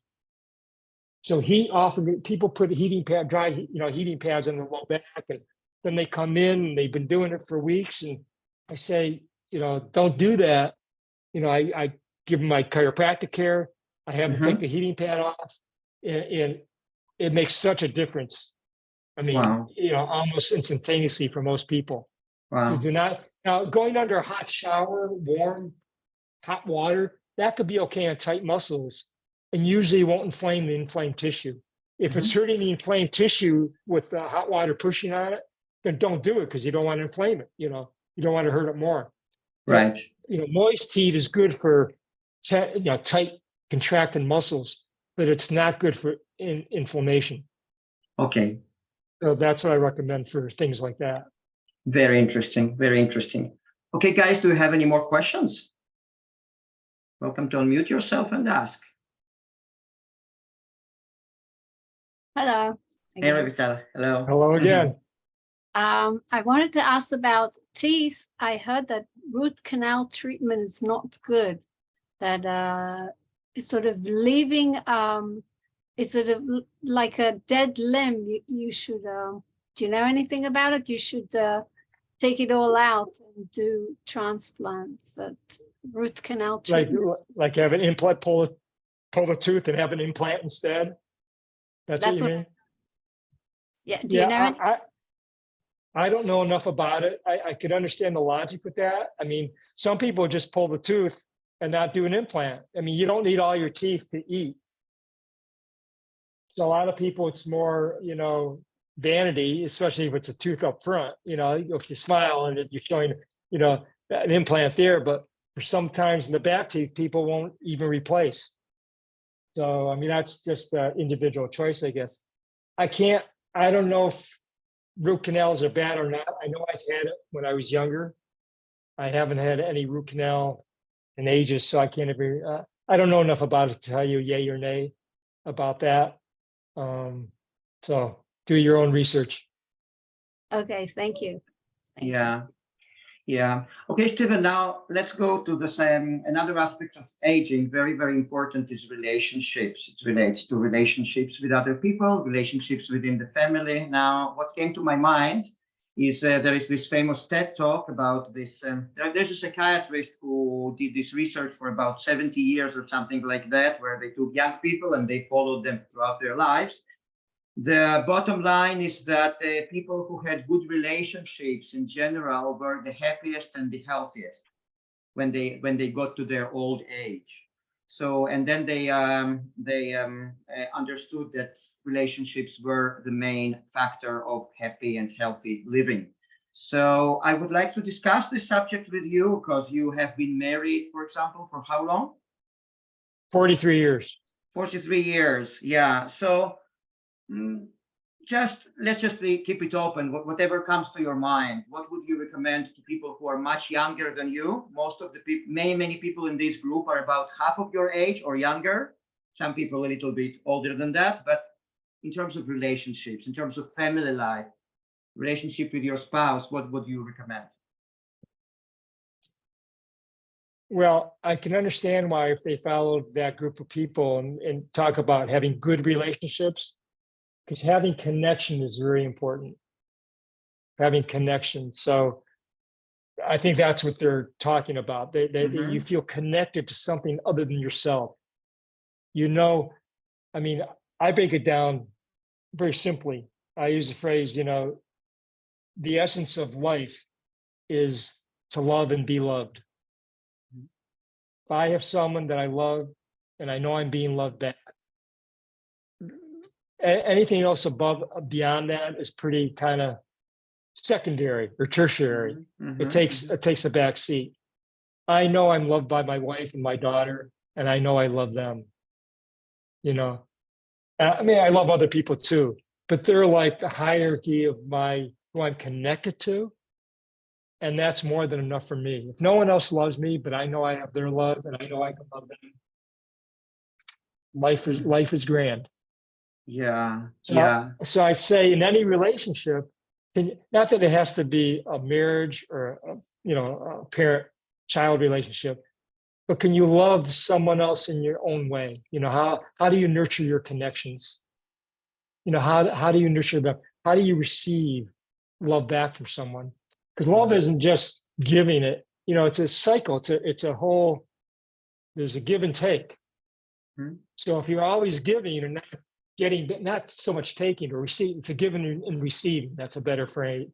So if you're not receiving someone's love and always giving out, you know, your cup's going to dry up pretty quick over time. Yeah. So how can you receive love? And are you doing things that are blocking reception of that love? You know, the people, that's the shadow stuff. You know, our shadows in the way of you receiving love. Our shadows in the way of you giving love. That's why, you know, having the self-awareness of who you are and how you are in the world is so important. One thing that I admire about my daughter, who's 37, by the way, she really goes out of her way to nurture her relationships from people young woman she went to college with. I mean, she just traveled to North Carolina to hang. This is someone she didn't go to college with. It was a roommate from her 20s. She went to visit and hang out with for a weekend. She's nurturing that connection and that love in a way that keeps it going, that connection, that bond. And I see her doing that with a lot of relationships she's had. So that's one thing that I recommend. How do you give and receive love? And how do you nurture that along? The other thing that comes to my mind is to maintain good relationships. I'll use a phrase I heard a long time ago. Do you want to be right or do you want to be happy? So a lot of people, they get so invested of what they think is right that it blocks them from having a connection with someone. And rather than try and be right, can you see the other person's perspective, even though you think differently? And that comes up in the political world all the time with Republicans and Democrats and, you know, conservative and liberals. And, you know, people get so invested in their beliefs, diets, you know, they have their identity with a diet. And if someone's eating this way, well, I can't even communicate with them because they're out, you know, they don't know what they're talking about. And so it kind of block, you know, rather than be right, what can make you happy in having them? Would it be happy having a relationship with them, even though you have a different way of living life? So again, do you want to be happy or do you want to be right? And especially in marriages, when you're with someone on a long-term basis, you know, you can bicker and argue. Well, you're wrong about this. This movie's better than that. This is, you know, I want to, you know, whatever it is, you know, how can you like to eating that? You know, I mean, is that really important to defend yourself, to be right? Or do you want to be happy? And what can you do to connect with that person? So those are the two thoughts that come to mind. I have other things I could probably think of as we go, but Yeah. do you have any questions or feedback? Or? Yeah, I would like to ask, so would you say that that is the main secret of maintaining happy family life? I'm talking specifically about married life, about marriage, just to look for compromises and not to be too obsessed to be right, but rather to be happy. What would you say that that's the main secret for you, or there are some other things? I think there's other things. So, and I like sharing from my own experience. Sure. My wife and I were married in 1979. About 10 years in our marriage, we were actually separated for a whole year. I won't give all the details, but we were separated a whole year, and we were on a way to get a divorce. You know, we were kind of on that road. And one thing led to another. About a year afterwards, we decided to, you know, explore to see if there was still something there. It didn't feel like we were complete. So we went under couples therapy, and it was pretty intense for a while. And it was called imago therapy, and it was actually with a couple themselves. And imago, I don't know if you know what imago is. You're shaking your head. Yes, I think you know. No. Oh, well, imago in a relationship, whether you're married or not, if you're attracted to someone, basically you attract that person that has certain qualities of your primary caretakers of when you were young that are left unhealed. So I attract someone in my life, Amy's my wife. She has certain qualities, certain wounds that I took on as I was a child that still weren't healed. But when we're together in relationship, she's going to access those in a very unconscious way in my part. This is all unconscious. What happens with a conscious marriage is that when those wounds start getting triggered and I start getting reactionary, the gift that we already built up a love, and we love each other, we want to be together, we can hang in with each other and help support healing those wounds with one another. In other words, she's a gift of me to help heal those childhood wounds that I carried into the relationship. And same on her end. I'm a gift to her to help heal those wounds.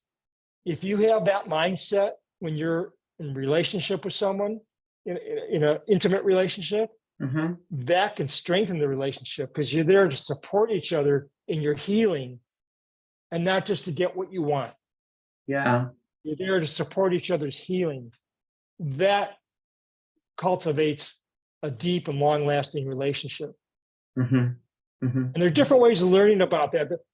There's a book called by Harville Hendricks called Getting the Love You Want. That's a good book to learn about what I'm talking about there. There's workshops you can take. There's probably stuff online these days on YouTube that you can learn about that. But learn about imago, what the imago is.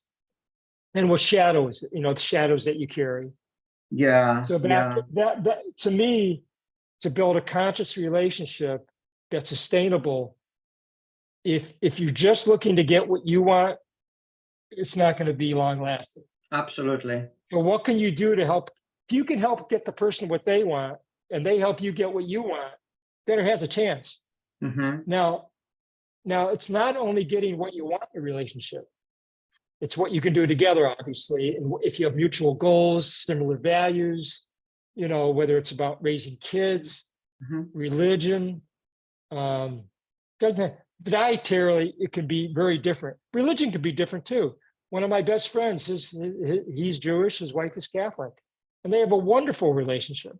They've been married, I don't know, 37 years or something, 38 years. They're wonderful. So it doesn't mean that everyone has to be the same, but certain values should be the same, certain core values. There's one other thing I thought of that is just left my mind. that I wanted to say. And it left, so it'll come back as you talk. So Yeah. um, Yeah, so being flexible in the mind is very important, because if a person is, let's say, a militant vegan, and then their partner eats meat, or a person is militant carnivore and their partner one decides to be raw vegan, it might be a problem. So, but on the other hand, if both sides are flexible in their thinking and can find some other areas where they can create mutually and support each other, then who cares? Who cares what you eat? exactly. And if someone is, let's say, carnivore, someone's vegan, if I'm not interfering with her journey of being vegan, and she's not interfering, or he is not interfering with my journey of being carnivore, then what's the difference? If I'm allowed to live my journey the way I want, that's great. Exactly. That's another thing that I just thought of that I wanted to say. I think what helps in a very healthy relationships that make them sustainable, you have these mutual goals. However, you also have your individual life. So I'm not expecting my wife, Amy, to supply me with everything to make me happy. I'm not expecting her to make me happy. I have to make myself happy. So I have other interests outside of being with her, whether it's playing guitar, whether it's going for, I hike in the mountains. She doesn't do any of that stuff. She goes for walks, but she doesn't hike in the mountains at all. I haven't played golf for like 30, 40 years. I've just taken it up again just in the last month. So she just has no interest in that. And she has her interest that I have no interest in. Yeah. So it's important to have your own life too, and not Absolutely. just expect that person to fulfill your happiness. Yeah. So that's important for a sustainable relationship too. Have your own life, but come together in a mutual way and treat each other with dignity and respect. Yeah. So, yeah, I think being sarcastic, putting each other down, making fun of each other. I mean, if that's their trip, then that's a couple's trip. But I don't think that makes it sustainable. I think there's a lot of hidden messages and sarcasm and things like that. So what can you do to support each other to get what you want? And what can you do to support the other person to live their own journey at the same time? Because we're all on our own individual path. Yeah. We're all going to die. Eventually, your last breath is going to be your last breath. So what can you do to, make the most of your life? And you can support the other person, he or she, to get the most of their life.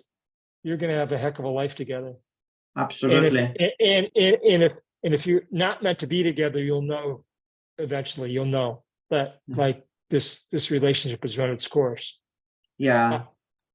I feel blessed that Amy's in my life. I feel very grateful, and I appreciate things that are in my relationship with her. One thing I mentioned, that we were apart for a whole year. When we got back together, one of the things that we learned that we didn't do before that is that I'll make I statements about me. I didn't know how to disagree with her in a way that I thought would hurt her. So I kind of bit my tongue a lot and tried to be the good guy and wouldn't say certain things. And, because I loved her so much. And yeah. When we got back together, as I learned more about myself and we learned about each other, now we're able to have disagreements in a very different way. She has an opinion. I'll share my opinion very openly. And, and we may, I don't call it bickering, but we may disagree, and explore it a little bit, and then just let it go. It's no big deal. And I'm more apt to share what's on my mind, but I'm not invested that she has to believe what I have to believe. I'm not invested that I have to make her wrong to make me right. Yeah. I'm not invested in that at all, but I'll share my perspective. I'll be honest. I'll be authentic. I'll be transparent. I'll be, but I'm able to verbalize it in a much cleaner way. So I say that's healthy for a relationship too. Yeah. If you have to bite your tongue and can't be yourself, here's what I'm grateful for, that I could be myself totally with Amy in my relationship. I don't have to hide. I'm transparent.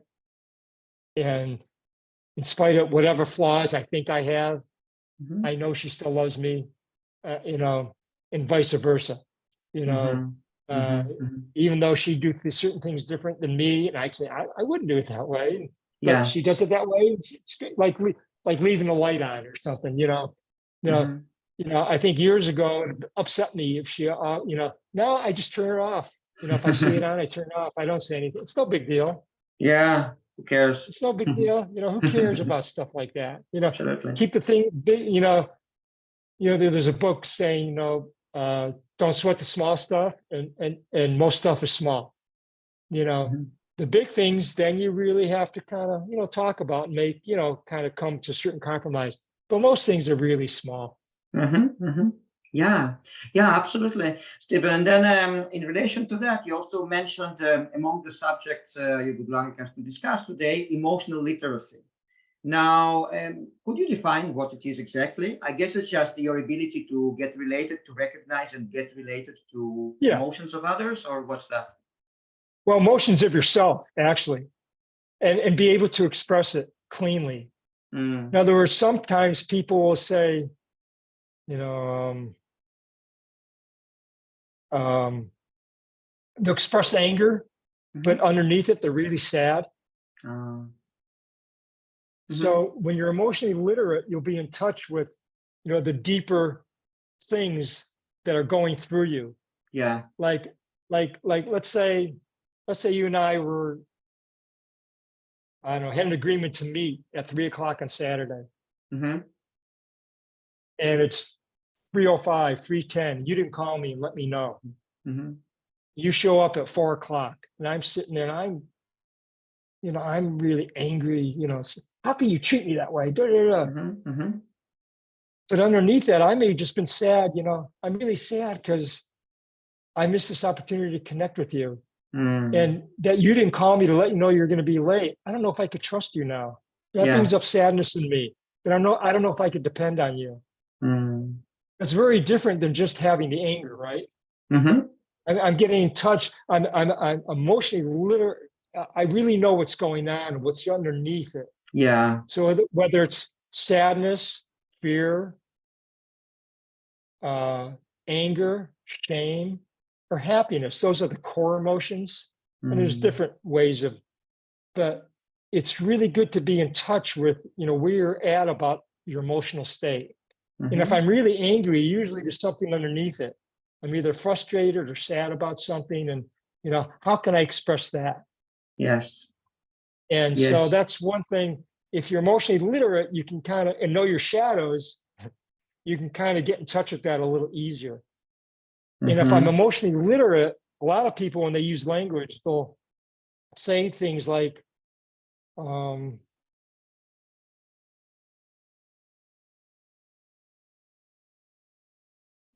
trying to think of a good example. They'll embed a judgment in a phrase rather than an emotion. Like when you look at me that way, you don't trust me. I could tell you don't trust me. Now, I'm putting a lot of judgment around there that may not be totally true. But if I own my own space about it, like, when I see you look at me that way, I feel fearful. It's very different than you don't trust me. So they embed, I feel you don't trust me is not a feeling. It's not an emotional state. It's a judgment. When you're emotionally literate, you'll say, I feel sad. That I don't think I can trust you. Or I feel anger that my perception is that you're judging me right now. Exactly, because otherwise that's very different. Because otherwise you just accuse another person. I feel you don't love me. It's like right. It's a judgment. You just frame it this way. I feel just to be a good guy, I feel, but it doesn't, but it's really useful to separate judgments from your feelings. Absolutely. In communication.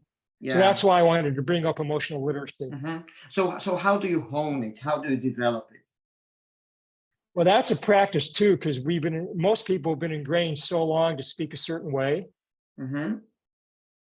So one, it's again, I keep coming back to this. but learning about yourself, the shadows that are driving you unconsciously.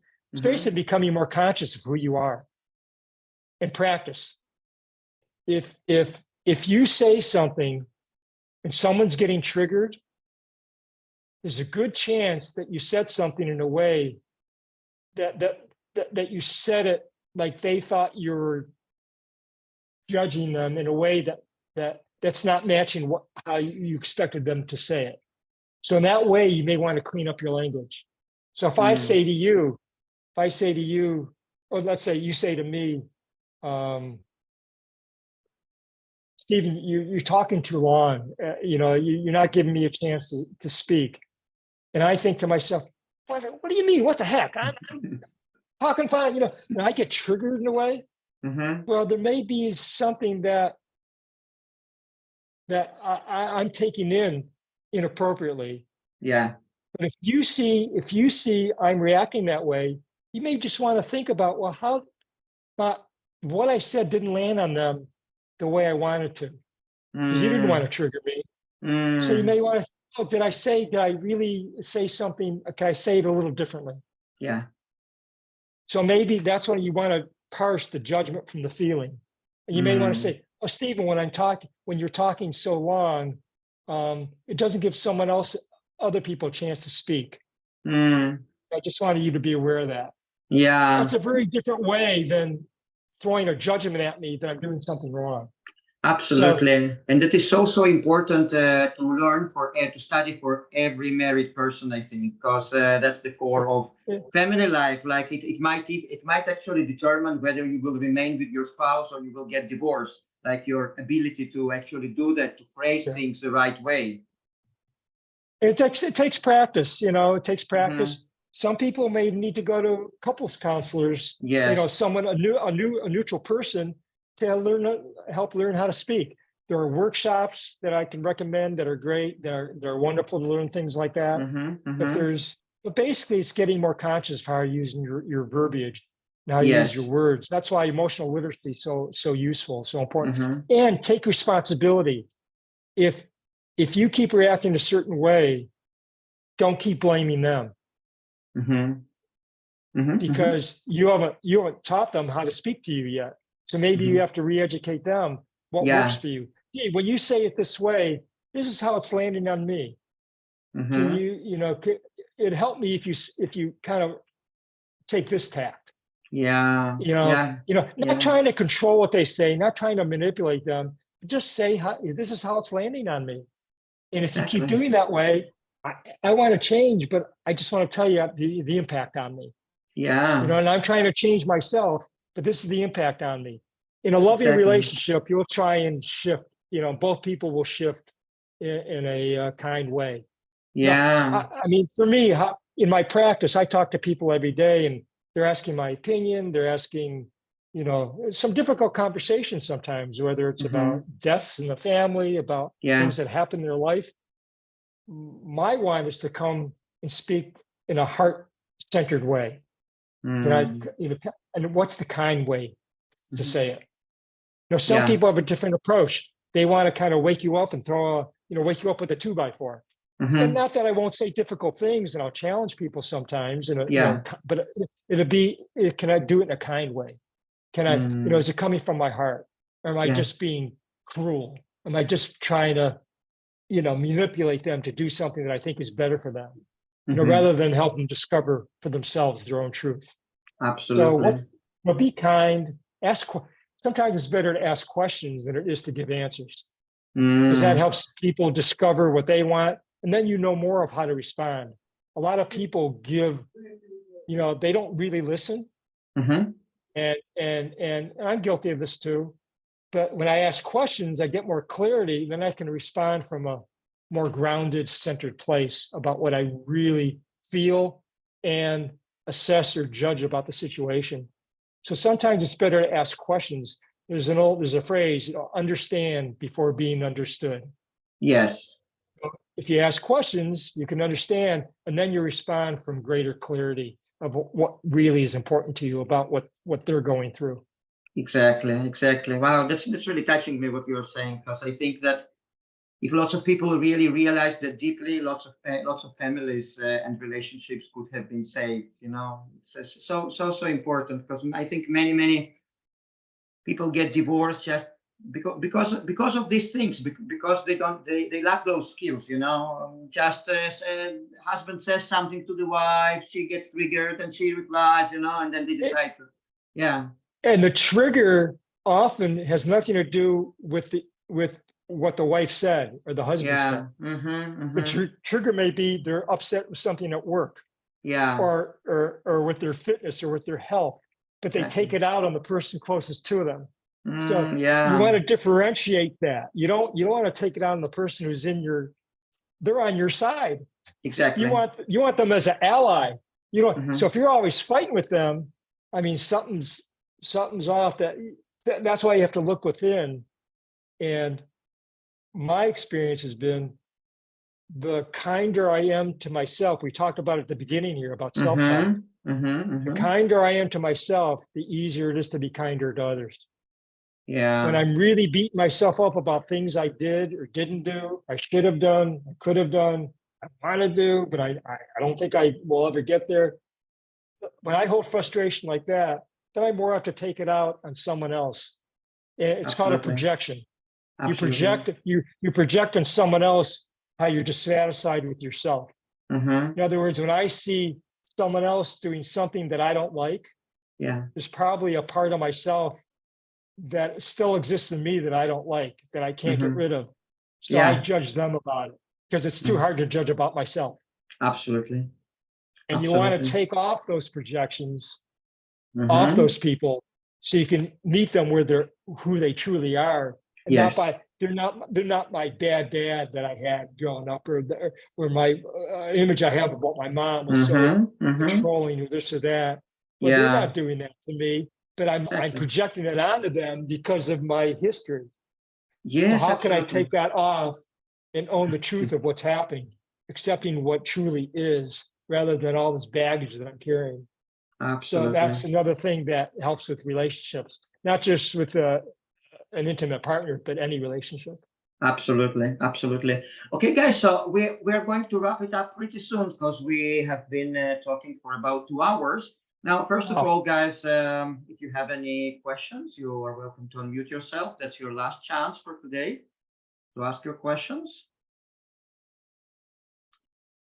Yeah. Okay, Stephen. So towards the end, we'll give all the. I will ask you, as usual, to tell a little bit about your activities and your practice. But before that, you know, we started with a philosophical question of what aging means for you. Now, I would like to finish with two more philosophical questions. So, what would you advise to the young generation of today, people who are like teenagers, in their early 20s, how to live life? Well, I mean, taking into account all the turmoil that the world is in now. Yeah, that's what I mean. Yeah.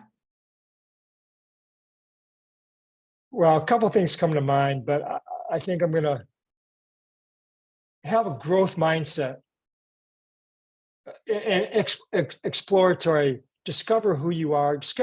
Actually, I'll say this: as a teenager or a young person, a lot of them think they're supposed to have it all together and figure out life pretty quickly. And I say, the best you can, let go of that. Life's a journey. It's a process. And you'll continually be discovering things about yourself that will amaze you and thrill you. And you discover some things that won't amaze you and thrill you. So you have the courage and the strength to let go of what doesn't serve you. Now, part of being young, you don't know what serves you yet in your life. You don't know where your passions are. You don't know, or you may have a passion and you do it, and all of a sudden you realize, God, this isn't for me. So I'd say be open to change. Be accountable to who you are. Be accountable. Be honest to yourself. Own up to when you do something inappropriate or wrong, own up to it. Don't try and slide by. So take accountability for your life. I think what's really important is that let go of the blame and shame game. Don't blame others for your situation. Take responsibility, make your life the way you want it to be.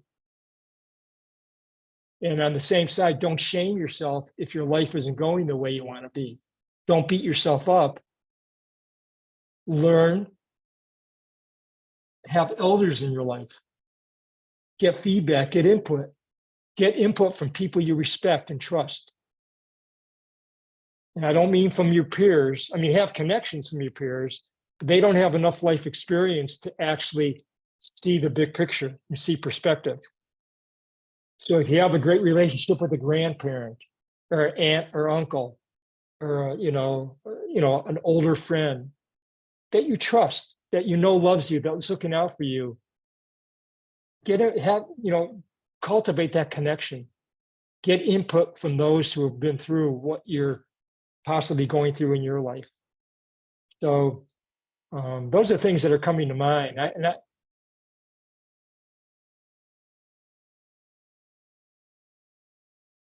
And I'd say, I guess, life will get hard. Life is hard at times. There's pain. People suffer. It's inevitable. It's inevitable. You're going to feel pain in your life. You don't have to go through it alone. And it won't stay the same forever. So know that. Know it's a growth. When painful things happen, as much as we don't want to do it, there's on the other side of it, there's some gift that's coming to you. Know that. Know that. What seems really important now, like, gee, the date for my prom, didn't come through, or I lost this job, you're in your 20s, just out of college, I lost this job. It's not the end of the world. It is not the end of the world. No matter how big as long as you're breathing, as long as you're staying conscious, as long as your heart's beating, you're healing in some way. Your body and mind is healing. So don't forget that. Life can be painful, and on the other side, there's gift and I don't like to say lessons to be learned because it's not a punishment. I don't believe it's punishment. I believe it's to help wake us up to more of who we are in the world. Mm-hmm. When something happens, it wakes me up to be more compassionate, more loving, more kind when things are happening that I may not like. How does it wake me up in that way? And I think ultimately our essence is to feel loved and connected. Mm-hmm. So keep working on that. If that's not happening, then you're still growing, you're still learning, you're still evolving. And when that's happening, you're still learning, you're still growing, you're still evolving. I kind of rambled on here a bit, but that's what comes to mind. That's really touching, Stephen. Yeah, I hope lots of young people will get exposed to this video and to this particular advice. Yeah, it's really, really touching. Yeah. And my last question is, what is your relationship or approach to death? Does it scare you? Like, how do you look at it? How do you look at the fact that all of us at some point will have to take our last breath? Well, at this point in my life, I think about it more than I used to. I see the finality. I see I'm closer to the end than I'm at the beginning. There's no doubt in my mind about that. And I've never had a life or death experience like other people who are diagnosed with cancer, maybe stage 4 metastasis. So I never had to face it that way. So what I'm about to say, may be very different if I heard those words to me. Mm-hmm.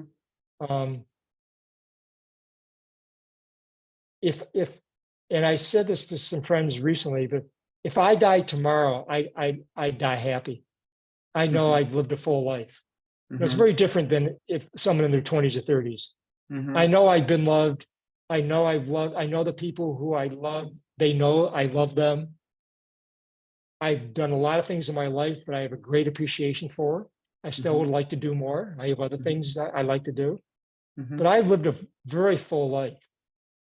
And if I die tomorrow, I would hope I die with a smile on my face. You know, I wouldn't, you know, that would be my, so I have a lot of gratitude right now and a lot of appreciation. So when I think about death, I don't think about the painful parts, you know, my body going through pain. I don't think about, you know, if I had a slow death, if I got dementia or I just don't I don't think about things I can't control. I guess I'm at that's where I'm at in my life right now. And a lot of people worry about, gee, am I going to have this or am I going to get that? Or they think about the past and they ruminate over that. I just don't put a lot of energy into things I have no control over. And I don't have control over my death, at least a natural death. And I don't plan on committing suicide. And even then, I don't have control because people screw that up, you know. So I don't have control over my death. So I don't put a lot of energy into things I don't have control over. And I think, and I see over the last few years of my life, I've embraced that more and more. And I think what's allowed me to be happier and happier and more at peace with who I am in the world and how I view myself and what has meaning for me. You know, if I don't have control over something, it just doesn't impact me the same way. And I know I don't have control over my death.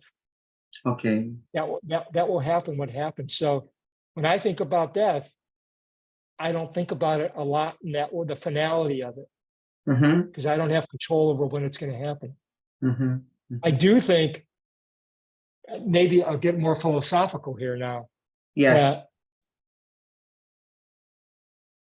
That I know I am not my body.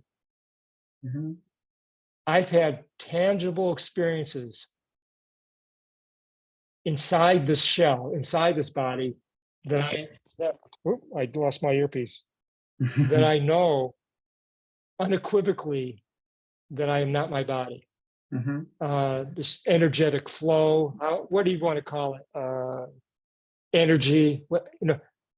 So I don't identify me as this body that will die. There's a flow or energy that's moving through me, that moves through you, that moves through everything in existence. And when this body dies, that flow is still happening. So I don't know, I embrace, it's called non-duality, Advaita philosophy. Yes. So we are one. If it's one, there's no separation. So when I say I am Stephen, that's creating a separation. When I see you as a separate individual, or I see this lamp over here that's separate, that's duality. I don't believe the essence of who it is. I don't want to say I am, but who of existence, there's no separation. It's all one. Yes. It's all one flowing, undescribable, unending, continual experience. So when this body dies, whether it's tomorrow or in another 30 years, that experience is still occurring. And I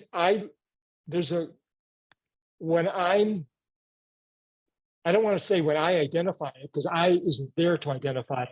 When that experience is happening, and I'm just in flow, there's nothing else that's needed. There's no death, there's no birth. So in a sense, nothing could die that was never born. It just is. So the isness is.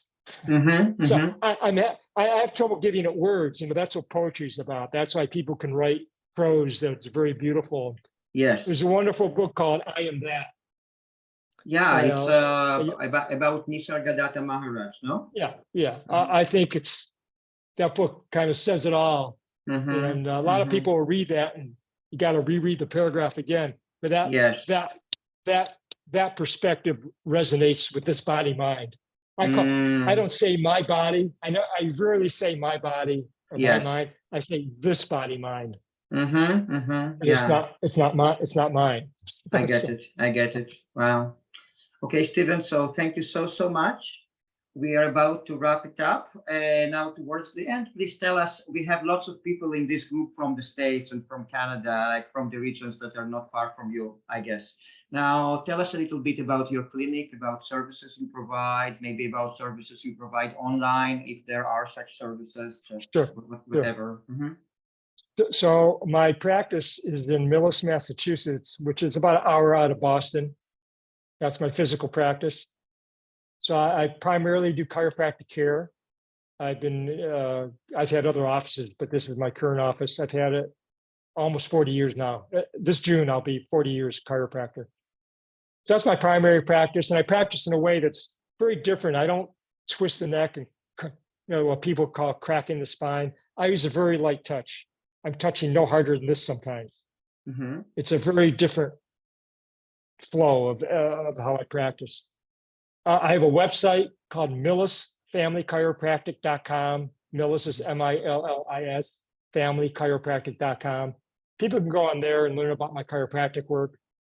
I also teach fitness. I have a lot of passion for fitness. I teach the original strength resets, the GMB, fitness that we talked about, animal flow, and other things that I've pulled in over the years.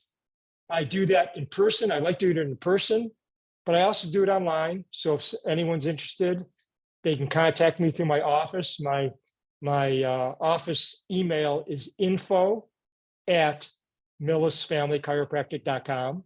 They just put info@ in front of millisfamilychiropractic.com. I'm not active on Instagram. I'm not active on other things. I guess I'm a dinosaur. I just don't participate a lot on that. So contact me through my office. If you want to call my office, it's 508-376-9544. You can call me and talk, we can talk that way if you don't want to send an email. I guess that's all I could think of. So I love teaching movement, and I love doing chiropractic care. All of it has, I think, a big impact on someone's well-being. So if it resonates with you, great. If you live in another part of the world, I have a list of other chiropractors who practice similar to me if you want to see someone in person. If you want to know more about the workshops I talked about, I have emails I send to people that have things about those workshops. So I could send you something, if you don't want to do it with me, I could send you other literature. On my website, I also have a link on the menu bar that says articles and tutorials by GMB. I suggest to go on that. There's wonderful articles on that. I mean, I have dozens and dozens of articles that are really well written and have tutorials. And then there's another link, that videos by me that you can click on. The first one is a playlist that talks about a lot of stuff we talked about today about movement. And I have other videos that show about crawling and just a variety of things that I filmed a number of years ago. I have to update them, but they're filmed a number of years ago that people may like. Amazing, Stephen. And I also think that you mentioned the last time, probably it was on your site, different articles or materials related to nutrition. Yeah, so you also have some kind of sections related to. Well, the nutrition part, it's GMB's perspective. It's a little, oh yeah, I forgot. That's right. I have another, thank you for mentioning that. Yeah, on my resource page, I have a whole bunch of info about carnivore in particular, about animal-based eating. So there's a bunch of links on that. If it's kind of overwhelming to look at all the links, if you want to shoot me an email or call me up, I can kind of narrow it down depending on your interest about it and send you, the core key ones. But there's great links about carnivore on the website too. And again, I can send you an email that narrows it a little bit, or if that serves you. So just contact me, and I love talking about nutrition too to people. whether it's, vegan or carnivore or anything in between. I have a lot of Cool. passion around that. Cool. Okay, Stephen, so we'll put all the links below the video. People will know how to contact you. Thank you so much. For me, it was really heartwarming and lots of wisdom, and really like one of the best interviews I have ever done, really. So thank you so much. Thank you so much. It's been very nice for me too. That I can't believe it's been over 2 hours. I really enjoyed myself. I appreciate this very much, and thank you for having me. Absolutely. Okay, and you guys, thank you so much for coming, all our audience, and have a good day, everyone. Bye bye. Bye bye. Bye bye.